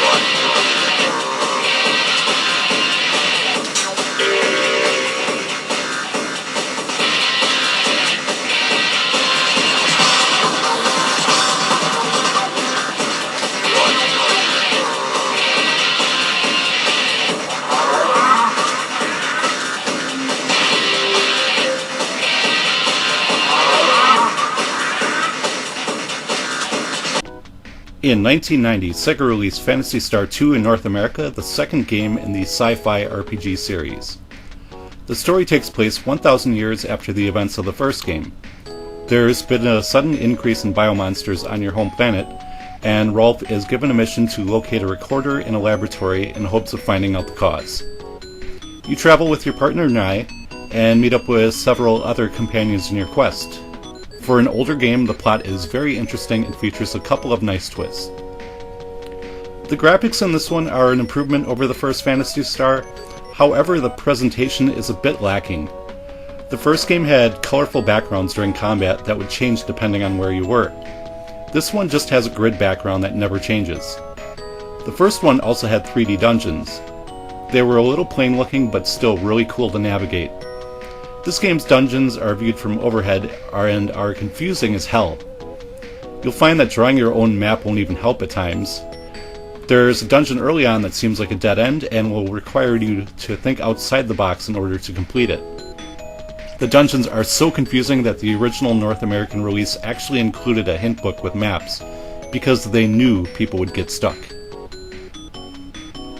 There are only 2 planets to explore this time, and thankfully Dissonance isn't super annoying to navigate like it was on the Master System. You can easily warp from town to town, and if you need to go back to Motavia, getting to your ship is simple as well. Combat in this game is your standard fare, random encounters and turn-based battles. A new feature to the series is the continuous battle mechanic.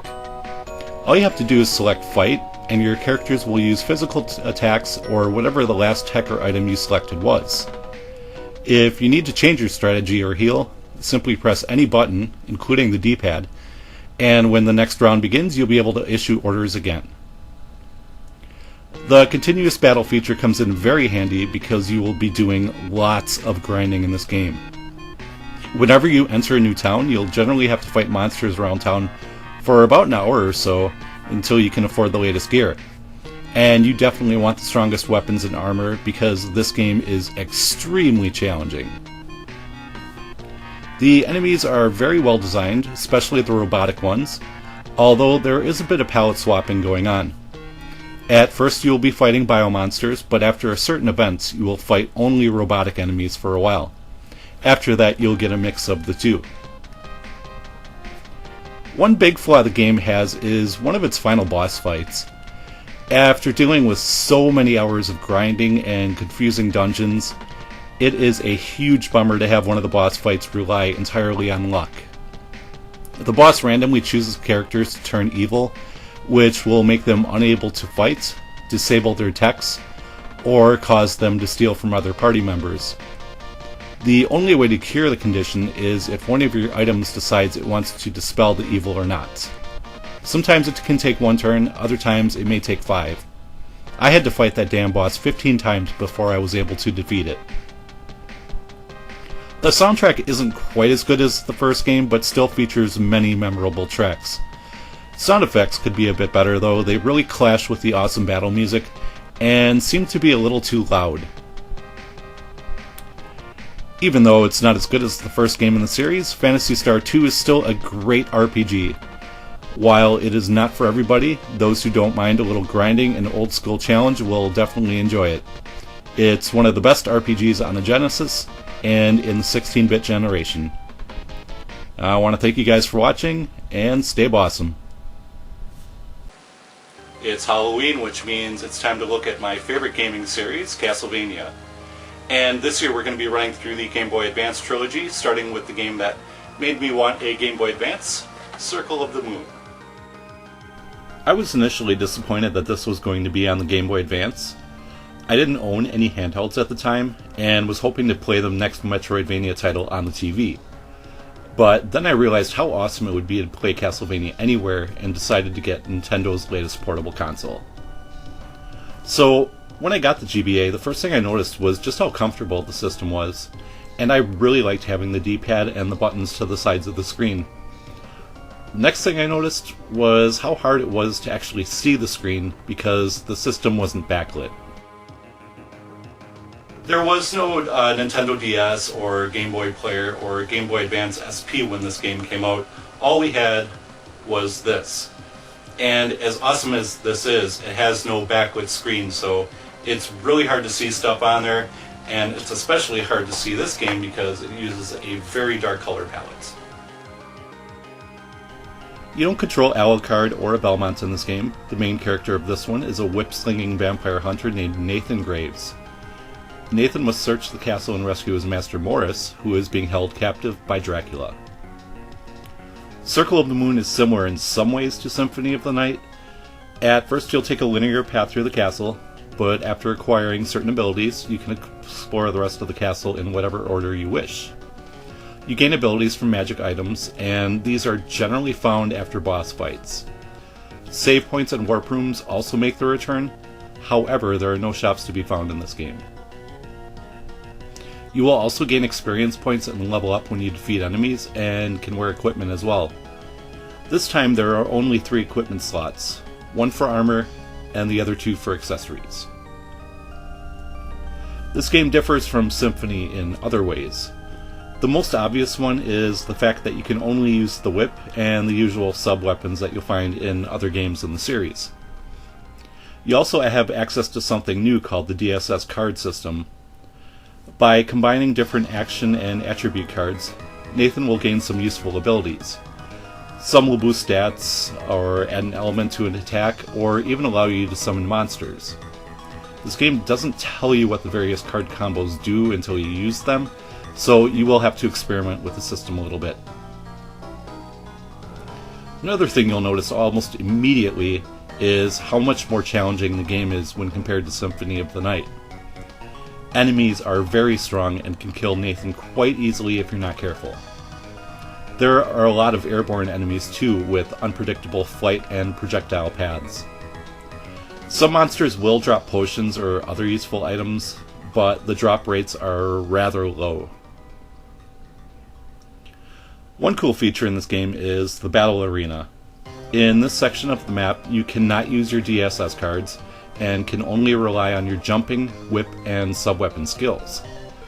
There are many rooms to progress through, and all are filled with challenging monsters.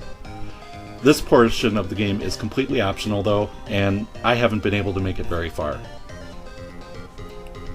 This game has some decent graphics, although it would have been nice if Nathan was given a few more frames of animation.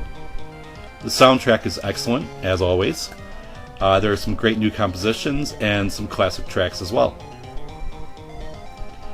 Should take you about 10 to 15 hours to complete, and you will most likely see many game over screens during your journey.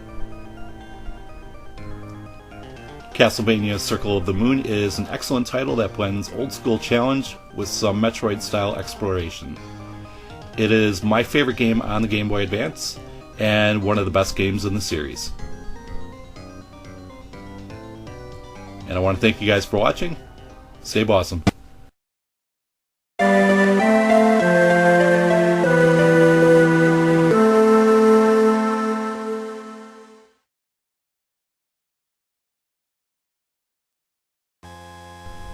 Castlevania Circle of the Moon was the second title in the series to employ the Metroid style of exploration, and was an excellent game. 1 year later, Harmony of Distance was released. Would it be able to deliver the same level of quality that the first 2 Metroidvanias gave us? The Belmonts make their return in this game. This time it's Simon's great-grandson Just. His childhood friend Lydia is kidnapped, and he must explore the castle in hopes of finding her. Controlling Just is quite easy. You use A to jump, B to attack, and up and B to use your sub-weapon. There is also a handy dash maneuver that lets you dash left to right by using either shoulder button. In addition to that, there are spellbooks hidden throughout the castle that can be combined with your sub-weapons. One thing that the manual doesn't tell you is that you can cycle through your spellbooks by pressing up and either left or right, the shoulder buttons, and can also switch them off by pressing down and both shoulder buttons at the same time.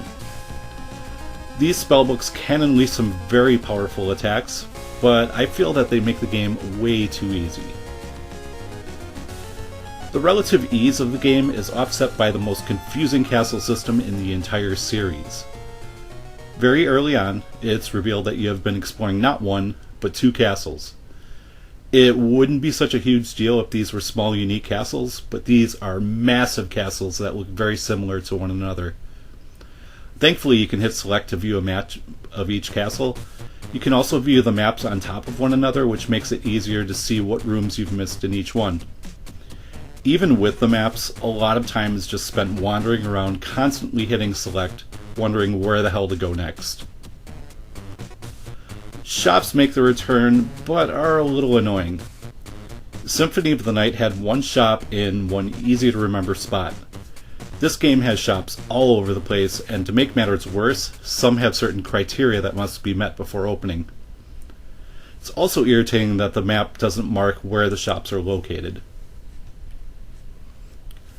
The graphics in this game are much brighter than Circle of the Moon. Everything is quite colorful and very easy to see, but the game still retains its eerie atmosphere. The enemies are well designed and have some very nice animation. I'm not a fan of the blue glow-around juice though. Next up is the soundtrack. For some reason they went with some 8-bit sounding music, and it sounds awful. The compositions are actually pretty good, but are completely ruined by the sound quality or lack thereof. It will probably take you about 12 hours to beat the game, longer if you get lost. Like the other Metroidvania titles, you'll open up new gameplay modes upon completion.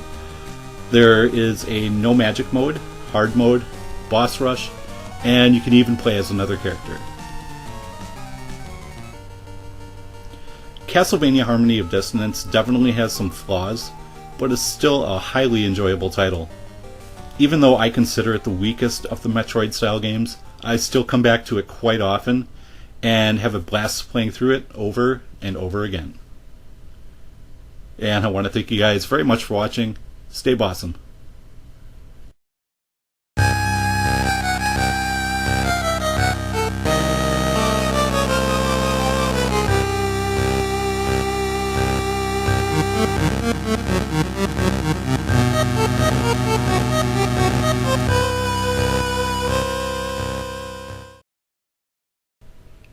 It's time to take a look at what many consider to be the finest game in the Game Boy Advance trilogy, Castlevania Aria of Sorrow.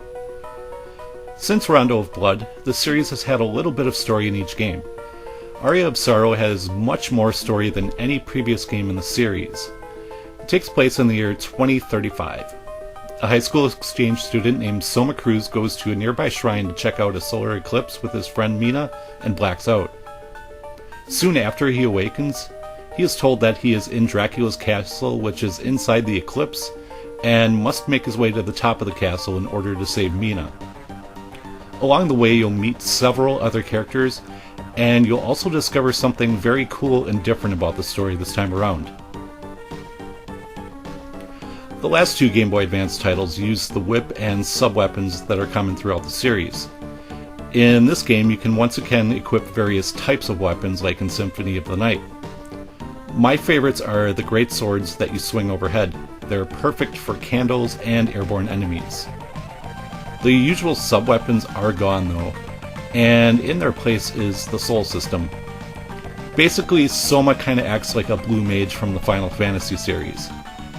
When he defeats an enemy, he has a small chance of absorbing their soul, which will grant him the monster's ability. He will also acquire some when he takes down a boss. Just about every enemy in the game has a soul to collect. Some are attack types, other give stat boosts, and some give special abilities that will allow Soma to explore new areas of the castle. Aria is a lot more challenging than Harmony, but not quite as difficult as Circle of the Moon was. The boss battles can be tough at times, but are never frustrating. And if you are having trouble, you can always go fight some more monsters and come back when you've gained a level or two. The shop system has been greatly improved from Harmony, with one convenient shop located right at the entrance. Well, once you find the shopkeeper, that is. No more worrying about having an even number of hearts, or being an odd level, or any other stupid criteria. This guy's shop is always open. Each Game Boy Advance Castlevania had its own unique look, and Aria is no exception. Every area looks great and features some nicely detailed backgrounds. Monster designs are also excellent. You'll find many of the classic enemies, but there are some new ones as well. The music sounds way better than Harmony's, no more of the 8-bit nonsense that was in that game, and features some outstanding new compositions. These tunes will definitely get stuck in your head while playing through the game. My favorites are Clock Tower and Heart of Fire. For many people, this is their favorite from the Game Boy Advance trilogy. I prefer Circle of the Moon, but this is a fantastic game and it's easy to see why everyone loves it so much. There's just so much to do in this game, so many weapons to experiment with, souls to collect, and gameplay modes to complete.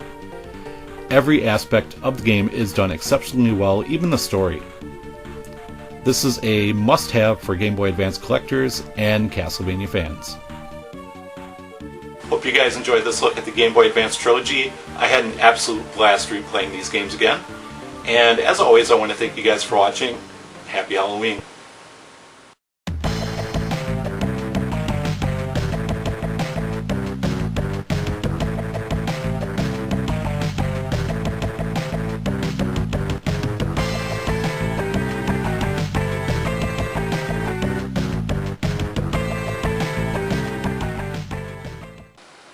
The Nintendo GameCube didn't have a massive library of RPGs, most of those ended up on the PlayStation 2. But even though the system didn't have that many RPGs, there were still some great ones released like Paper Mario, Fire Emblem, and the game we're going to talk about today, Baten Kaitos, Eternal Wings, and the Lost Ocean.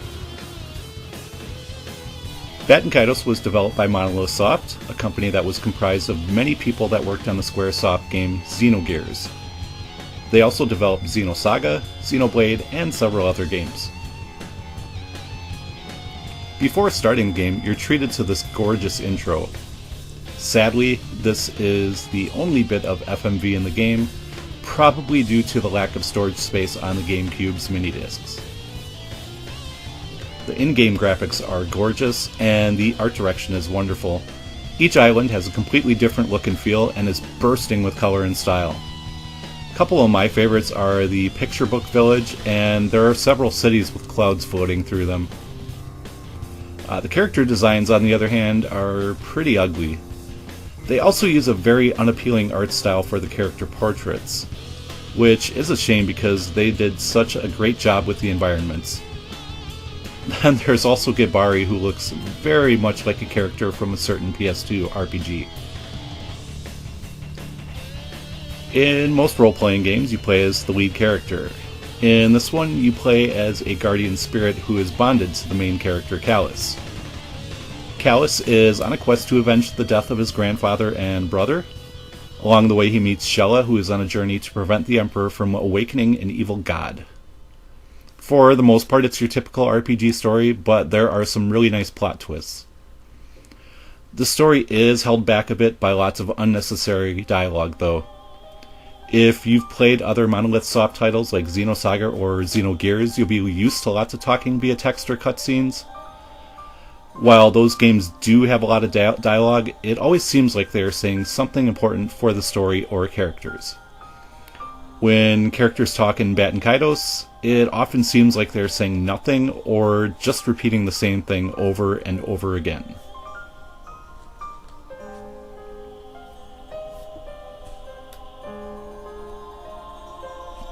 You don't carry around a traditional inventory of items in this game. Instead, every single item in the world is represented by cards called Magnus. There are over 1,000 to collect, and you can see your progress in the Gathering section of the menu. Combat is also controlled using Magnus. During your turn, you select attack or healing cards from that character's deck. Some of the attack cards are elemental, and all of them have spirit numbers in the corner. The spirit numbers act as multipliers. If you select cards with the same number or with an ascending or descending sequence of numbers called a straight, you'll increase the effectiveness of whatever you're doing. This applies to defensive turns as well. Combat is relatively simple, but it has just enough depth to keep things interesting. The most challenging thing about it is setting up a balanced deck before battle. There are a couple slightly annoying aspects of the battle system, though. As you increase your class level, a timer will be added to your attack turn, which can be somewhat stressful when trying to plan what attacks you're going to use. Another annoyance is how quickly the enemies attack you on their turn. It's extremely tough to select a defensive card for the first attack of an enemy's combo. It would have been really nice if they gave you a second or two to defend yourself. One more thing that must be mentioned about combat is photography. You see, enemies don't drop money like in other RPGs. Instead, you'll have to take pictures of the monsters and bosses during combat, which can then be sold in shops. You can even take pictures of your own party members, and if you're lucky enough to get a rare picture, it will sell for quite a bit. Leveling up is kind of strange in Baten Kaitos. You do gain experience points, like in most other RPGs, but you do not level up as you accumulate them. Instead, you have to use a blue save point to visit a church, and the priest there will level you up. He will also increase your class levels if you have the required Magnus for it, which will increase your deck size. It's a very odd way to strengthen your party. Motoi Sakuraba composed what may be his finest soundtrack for this game. While many tracks feature his signature sound, there are quite a few that sound very different from anything he's done in the past. One of the best would be Chaotic Dance, which is one of the boss themes. Not everything is great in the sound department though. The voice acting is pretty bad. It's not as bad as something like Chaos Wars, but it is definitely below average. They also have kind of a tinny sound to the voices. And I get what they were trying to do. You know, you're not hearing people directly, you're actually hearing people through Callus. It's a neat idea, but it doesn't work that well. Thankfully, you can turn the voices off if they annoy you. Baten Kaitos is a long adventure, clocking in at about 50 to 60 hours for the main story. Although the game isn't perfect, it's still a fantastic RPG and a very underrated gem on the GameCube.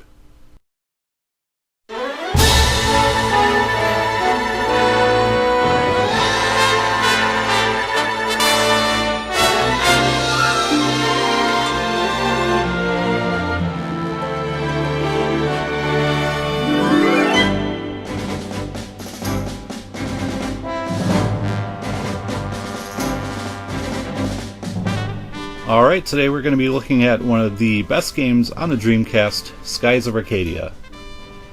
Skies of Arcadia was released on November 13, 2000. In this RPG you play as Vice, who is an air pirate. He starts off as part of his father's crew of Blue Rogues. They attempt to rob an Imperial ship and end up rescuing a girl named Fina in the process. Fina is traveling the world searching for moonstones which can control giant gigas. She hopes to claim these before the evil Valuan Empire can, because they plan to use the gigas to rule the world. Vice and Eka decide to accompany Fina on her journey, and while there's nothing really new going on with the story here, it's still very interesting because of the likable characters. One way this game differs from most other RPGs is that the world map consists of floating islands and continents in the sky. You may think that this would allow you to freely travel anywhere in the world right from the start, but the developers came up with some very creative ways to block off portions of the map. So it does end up being linear like many other role-playing games, but it is very satisfying when you overcome these obstacles later in the game. The graphics in Skies of Arcadia are quite nice. While none of the characters have a ton of detail, they still are very pleasant to look at. The environments and the world map are all very nice as well, and there are many different locations to visit and all have their own unique style to them. Something I absolutely love about this game is that it has two different battle systems. You have your normal character fights, and you also have the more strategic airship battles.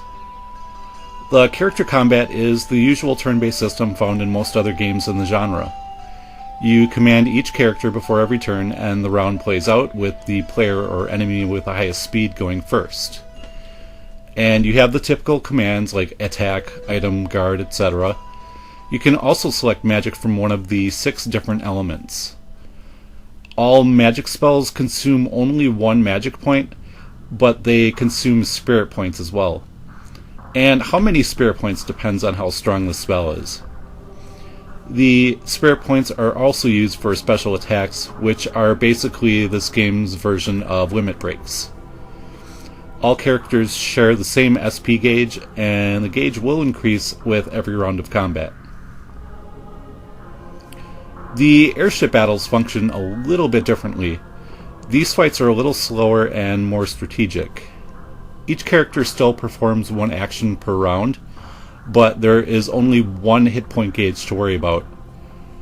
The characters cannot perform their individual special attacks, but the ship is equipped with one super weapon that can be fired by Vice during specific turns. When you acquire the Delphinus later on, you can also select various crew commands which will protect the ship, restore magic points, increase spirit points, and so on. Even though these fights are slow-paced, they are quite fun and unique. One problem the game does have is the high random encounter rate.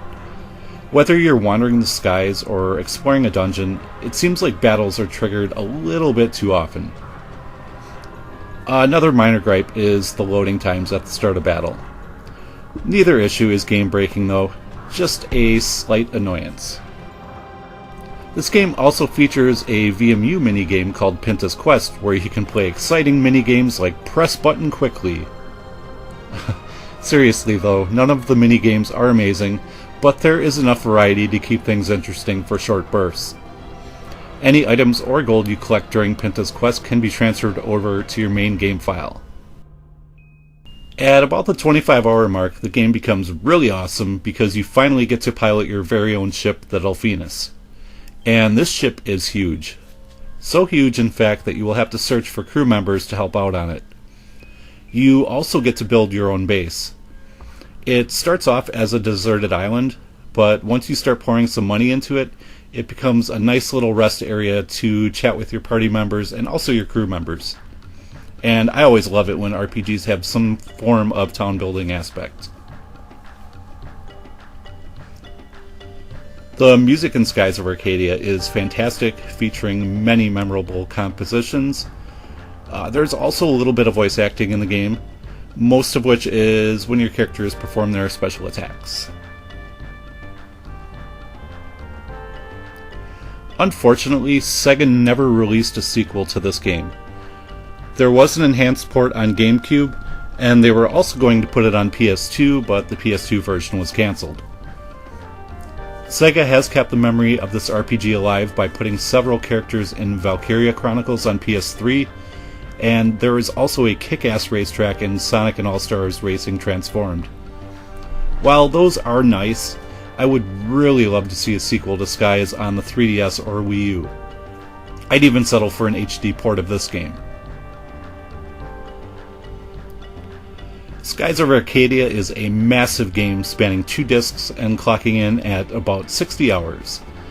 That might be too long for other RPGs, but this one is highly enjoyable from beginning to end, and it's easy to see why this makes many gamers' top 10 RPG lists. As always, I want to thank you guys for watching, and I will see you next time.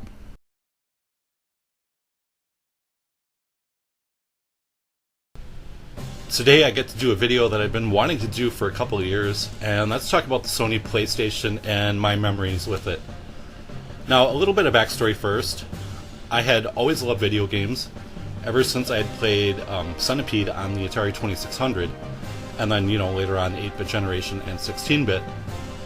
At the same time, I was also a musician, and that was my main focus. I would practice for hours a day, and while I love video games, I could take them or leave them. Then one day, me and my roommate Bill were playing NFL 95 on the Sega Genesis, and I just looked at him and said, "Hey, I think I want to get a new game system. Let's go get an N64. And my buddy Bill looked at me and he's like, "No, dude, you gotta get a PlayStation, get a PlayStation." And then he's just telling me all these games that come with it and everything, and basically the whole way to the store he's harassing me to get a PlayStation. Well, I get there, and you know, I look at the N64 in the games, and I look at the PlayStation in the games, and, of course, I ended up going with the PlayStation. Probably the best decision that anyone has made for me. We did get one game with it. It was NFL Game Day '98, and we played a game of that, and it was awesome. It was way better than NFL '95 or Madden '94. And of course, I don't play the sports games now too much anymore, but they were fun back then. But anyways, the really cool thing about it was it came with an interactive sampler CD, which had 12 games on it. The first game I tried was Tomb Raider 2, and I remember playing it, and they had this gauntlet section where you're like running from boulders, and you have to jump over spikes, and then you have these spiked walls coming in, just about to crush you. And I had never, ever experienced anything like that in a video game before. And after playing that demo, I was like, okay, we're going back to the store tomorrow, we're getting this game.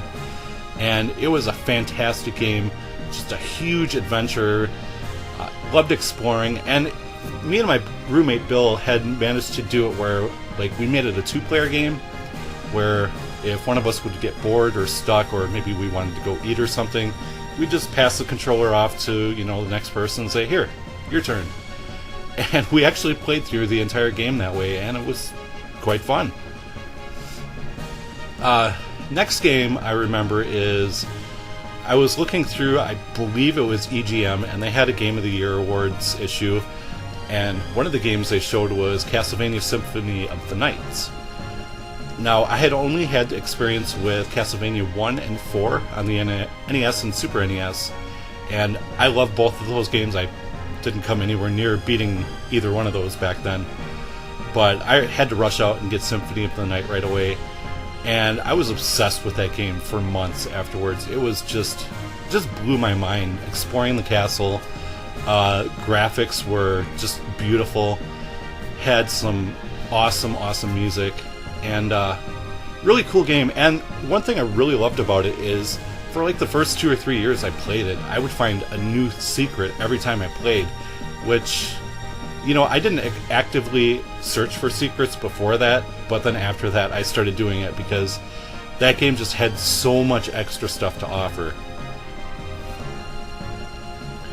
Now, one thing I should mention is the controller. What they had done with the original PlayStation controller is just took a Super Nintendo controller, added some shoulder buttons and some handles, and made what I thought at the time was a perfect controller. It was really comfortable.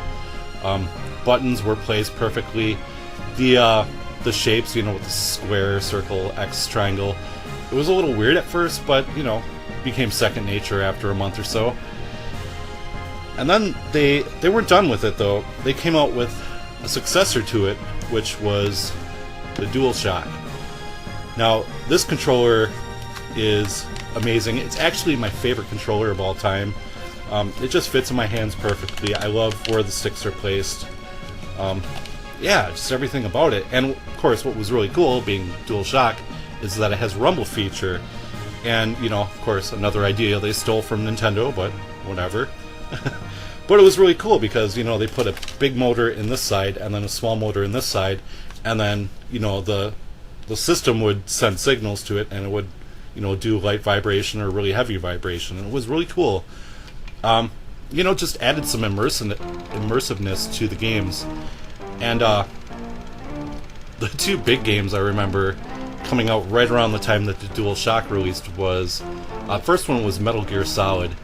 And I remember stuff like, helicopter blades whirring, and like your controller would just be going whoop, whoop, whoop, whoop, whoop. It was so cool.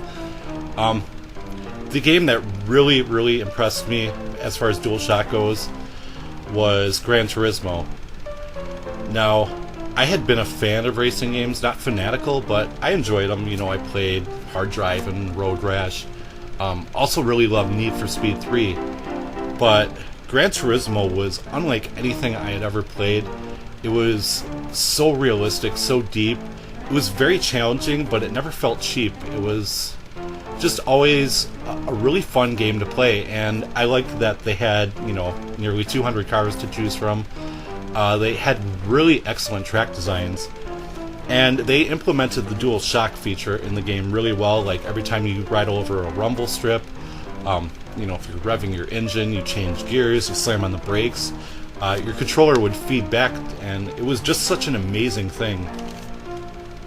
And I had put a lot of time into Gran Turismo, probably like 200-300 hours, and then the sequel, Gran Turismo 2, Lifetime, I put well over 1,000 hours into that one. It's actually my favorite racing game of all time, and it's got like 600 cars, tons of tracks, really, really well done tracks too, and yeah, that's all I got to say about that. Getting back to the interactive sampler CD that came with the PlayStation, at first I was a little disappointed that there was no pack-in game for the system, but that quickly went away when I saw just all the amazing games that were on this demo disc, and I actually ended up buying 5 of them off that disc, so that's pretty good. Ended up getting games like Crash Bandicoot 2, Cool Borders 2, Gran Turismo, which we already discussed, NFL Game Day 98, and Tomb Raider 2. So, yeah, really cool. And also had some other games that I always wanted to check out but never got a chance to, like Armored Core, Parappa the Rapper. The first time I booted that up, there's a giant rapping onion. I'm like, what the fuck? And then Intelligent Cube, which I always actively searched for, but I never saw it in any store. And later on I would find out it's a rare game, kind of expensive. Then one day I was flipping through the pages of the official PlayStation magazine, and I saw this giant ad for a game called Parasite Eve, which had really cool artwork, and it was saying it was a cinematic RPG, and I was looking at the screenshots. It looked like a really, really cool game. So of course I checked it out, and I loved it. It was really cool because it was an RPG, and I had no experience with that genre at the time, or so I thought. But it was also really gory. It kind of had a survival horror feel to it. It wasn't really a survival horror game, but yeah, just an excellent game. It was, pretty short. Actually worked out to be a good starter RPG for me. More importantly, though, it had a demo disc on the inside from Square with a playable demo of Xenogears and a movie for Final Fantasy VIII. Now, Xenogears, I played through the demo, and I felt really attached to all the characters in it, including the NPCs, and then when the demo ended, it ended on a cliffhanger, and I'm like, oh no, I have to find out what happened. So I did something that I had never done before, and I actually called the store and, said, hey, do you have a copy of Xenogears? But I called it Xenogears at the time. And the guy came back and said, yeah, we have Metal Gear Solid. And I'm like, no, Xenogears. And then I spelled it out for him, and then he's like, oh yeah, we have that too. So, I went to the store, got that, and just an amazing game. To this day, I have not seen a game with a story that amazing, and nothing really even approaches it. Like, I played Xenosaga, Final Fantasy Tactics, Persona 4. Those games I thought really had great stories, but they still didn't approach the awesomeness of Xenogears. And then Final Fantasy VIII, it had a really cool movie on the disc, and then later on I would play a playable demo of the game, and I wasn't really too impressed with it. They had some good ideas, but I didn't think the demo was that great itself. But I ended up buying the game anyways, and wow, that game blew me away. I actually played through the game 9 times altogether, and getting everything, all the secrets I could, with the exception of the Pocket Station stuff, because we didn't get it in the States. And then of course I went back. I got Final Fantasy VII Tactics, got 9, got all the Chronicles, Anthology, Origins, and then I just started acquiring whatever RPGs I could. I just fell in love with the genre. Picked up the Lunar games, Chrono Cross, Vagrant Story, just anything I could find. Now, one thing I really loved about the PlayStation era was the official PlayStation magazine, because they had always had a demo disc with every issue of the magazine, and for about a year I would actually play every single game on the demo disc every month. And I discovered a lot of cool titles this way, and some really weird titles that I haven't really seen anything like, such as Devil Dice, a puzzle game where you're like this cute little devil rolling over dice, and then Kagero Deception 2, where you have to kill all these people in a mansion by setting traps for them, like boulders will roll over them, or you can electrocute them, or have them hit by a pendulum. Just a really bizarre game, really bizarre series. I haven't seen anything like it. So yeah, that'll about do it for my PlayStation Memories episode. Been wanting to do this for quite some time. If you guys have any PlayStation memories, please share them in the comments down below, or, leave a video response. And, yeah, that'll do it. So, thank you very much for watching, guys. See you next time. Alright, today we're going to talk about some of my 16-bit memories. Now, back in the Atari and NES era, I never had my own game system, so I always had to rely on friends or the arcade if I wanted to play any games. And it was pretty much the same when the 16-bit generation started off. And my buddy Bill, he introduced me to this guy Rick. And, we were both guitar players, we both loved thrash metal. We also listened to stuff like Joe Satriani and Primus, so we got along really well right away. And then I found out he was a gamer. Now, keep in mind that things were a lot different back then. Back then, usually, if you had a game system, you had one game system, and if you were really lucky, you had a Game Boy. It's not like nowadays where, I have a PS3 and a PS4 and a 360 and a Wii U and a 3DS and gaming PC and a smartphone and a tablet. So, I was pretty shocked when I walked into his house and discovered all the stuff that he had. So when you walk in, right away he's got a top-of-the-line gaming PC. And, by today's standards it'd be a joke, but, back then it was... He could play all the latest and greatest games. And then we go into his bedroom, and he's got a TurboGrafx, a Super Nintendo, and a Sega Genesis, and also a Game Boy. And later on he would add the Sega CD, and then the Neo Geo, which he put on a TV out in the living room, a big, 27-inch wooden box that they used to have back then. So we had, just lots of great gaming memories in there. Two-player games, one-player games, everything. Now, he didn't have a lot of games. He did a lot of renting, actually. But I remember on the TurboGrafx, he did have 2 games. And, one of them being Alex Kidd, which it didn't really do it for me back then. But the other game he had was one that I really loved, and that was called Newtopia. Now, if you've never played Newtopia, it is pretty much a copy of The Legend of Zelda. And what's funny about that is I played Zelda on the NES, and I hated it. I thought it was like one of the most boring things I'd ever played. But for whatever reason, I loved Newtopia on the TurboGrafx, and it was pretty much an exact copy of the game, just with, different character names and enemy names and all that. But yeah, really fun adventure.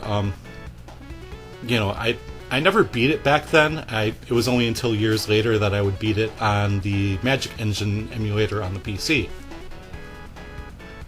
And then he also had the Sega Genesis. Of course, he had, Sonics 1, 2, and 3, and those were so much fun. So different than, the Mario games, because the Mario games, you could run through them, but they weren't really about running through them. The Sonic games were just so fast, and you could just tear through levels, and, I remember, the first level in Sonic 1, you can beat it in, 30 seconds or something ridiculous. And then, we played all sorts of other games like X-Men, X-Men 2.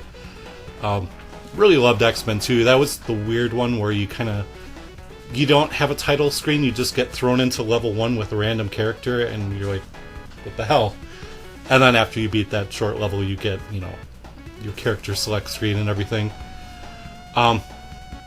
Another game we really enjoyed was Streets of Rage, which was a classic beat 'em up. So much fun just beating up enemies. It was kind of challenging, but I enjoyed the hell out of it, and it's really fun as a 2-player game too. Now, the Sega CD, he had 3 games for it, and I really didn't care for him at all. The games he got were Sherlock Holmes, which I played for an hour and I got stuck and I just could never advance. Then he also had Willy Beamish, which I just thought was boring. I'm like, Why can't I move my character? Why am I only moving a cursor around the screen? You know, I just didn't get it back then. And then he had Sewer Shark, which I believe was packed in with the system. And that game, I found that game kind of fun. That was the only Sega CD game I've ever beaten, actually. If I played it now, I probably would not like it, but it was fun back in the day. And then there was the Super Nintendo. And I loved that system. I loved the controller, just everything about it. I didn't really care for the big purple buttons and everything, but what can you do? But the one game he did have for that was Super Mario World, and that was really fun. I played through that game so many times, probably like 25 times at his house. And, you know, it was a lot easier than Mario 3. I still haven't beaten Mario 3. It's a really hard game in my opinion. But Super Mario World was considerably easier, and you could rack up 99 lives within like a half hour. But even though it was really easy, it was still really fun. Just a really well-designed game. Lots of secrets. I love it to this day. And then I remember one of the first games he rented was ActRaiser. And that was published by Enix back when Square and Enix were two separate companies. And I had never seen anything like that before, and I really haven't seen anything like it since, with the exception of Dark Cloud. You know, you start off and it kind of looks like a Ghouls and Ghosts kind of game, but a hell of a lot easier. But you know, after you beat that stage, you go to this overworld and you're playing God and you're directing the people, you know, how to build their village, and you're burning down bushes and, you know, sending rain and stuff, and just like all sorts of really cool stuff. And you know, I never played the sequel, ActRaiser 2. I heard it wasn't quite as good. They made it more of an action game. But I loved that first ActRaiser game. And the soundtrack, which I didn't realize until about a year ago, was actually done by the Ys composer. And there are some great music tracks in that game. Really nice graphics. Just one of my favorites on the Super Nintendo. And then another game I remember him renting that just blew me away was Super Castlevania 4. And, you know, I played the original Castlevania on NES, and even though it was frustratingly hard, I loved it. It was just so dark. It was so different than any other game I had played, and it was just well designed too, even though it was really difficult. It never felt cheap to me. And then when Super Castlevania 4 came out, the game was considerably easier, but I still thought it was hard back then. But yeah, the graphics were just upgraded so much, and they were gorgeous. And then the music was just so like dark, and it really set the mood for the game.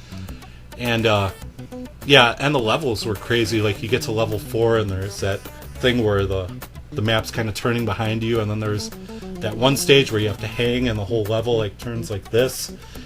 And so much fun had with that game. I never beat that one back in the day, but I did eventually beat it later on. Shortly after that, I started seeing this girl, Sarah, and she introduced me to this game called Toe Jam and Earl on the Genesis. And this was another game that was unlike anything I'd ever seen before. It was this weird adventure game where you're kind of exploring these worlds, looking for parts of your missing spaceship. But it had these weird, like, mystery presents that you open for various power-ups, and then you have, like, negative ones, like rain clouds and stuff.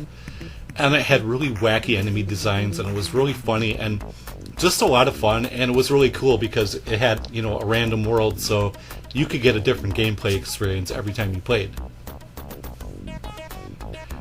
And then finally, I got my lazy ass up and got myself a job at the grocery store right across the street from me. And with my first paycheck, bought myself a Genesis. And, you know, I was kind of debating between Super Nintendo and Genesis. The main reason I went with Genesis was because not only of Sonic and Toe Jam and Earl, but the big thing back then was sports games. And, you know, a lot of people laugh about sports games nowadays, but back then they were a huge deal, and if you wanted sports games, you got yourself a Genesis because they were always better on there. And big one for me was Madden 93. Again, it's primitive by today's standards. They didn't have player names or anything, and you couldn't play like season or franchise. You just had a playoff mode to go through. But yeah, just a lot of fun. Really well-designed football game. It was pretty much the most in-depth thing at the time, because before, you had like more arcadey games like Tecmo Bowl, which was cool, but you only had like a handful of plays to select from with that, and I think it was like 7 players on each team or something. It's been a while. And then you had like your Atari football, which was atrocious. Yeah, but the Madden games were really something back then, and a lot of hours were spent on that one. And then another one I also played was NHL PA 93, which is a very fun hockey game, and I actually still enjoy that one to this day. Even though I don't watch hockey, I have no interest in watching it. It's just a really fun game to play. It's cool, you could get in fights and stuff, and if you win the fight, your enemy falls back and his head cracks open, then there's pixelated blood on the ice. Just a good time with that game. Another game I bought for my Genesis back then was Desert Strike by Electronic Arts, and it was a very challenging game, but it was really cool. Flying your helicopter around, trying to rescue people, trying not to run out of gas or ammo, while trying to avoid enemy fire at the same time. I never made it past level 2 in that, but it's still a highly enjoyable game. Another game I really enjoyed was Shakan the Forever Man, and I remember seeing it in the game store, and it just had such a cool looking cover. There was no way I was leaving the game store without that game. And it was a pretty badass game. It was frustratingly hard, but it was just really cool. I loved the little story that they had with it, and the character just looked really cool. Really cool gameplay mechanics with the spin sword attack and everything, and how you had to use alchemy and stuff. Just another game that I really loved back then. And the Genesis is actually the system that introduced me to RPGs, and the one I played for it was called Sword of Vermilion. Now, the term RPG hadn't actually entered my gaming vocabulary yet. I just thought it was a cool, adventure game.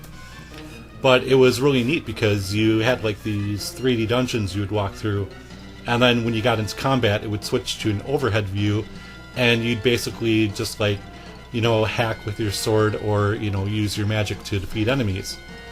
So it was a really cool, unique game. I never did manage to beat it. I got stuck like halfway through and I put it down. But really enjoyable game. Alright, so that'll do it for my 16-bit memories. If you guys have any memories, please share them down below in the comment section or make a video response. And I want to thank you guys very much for watching, and stay awesome.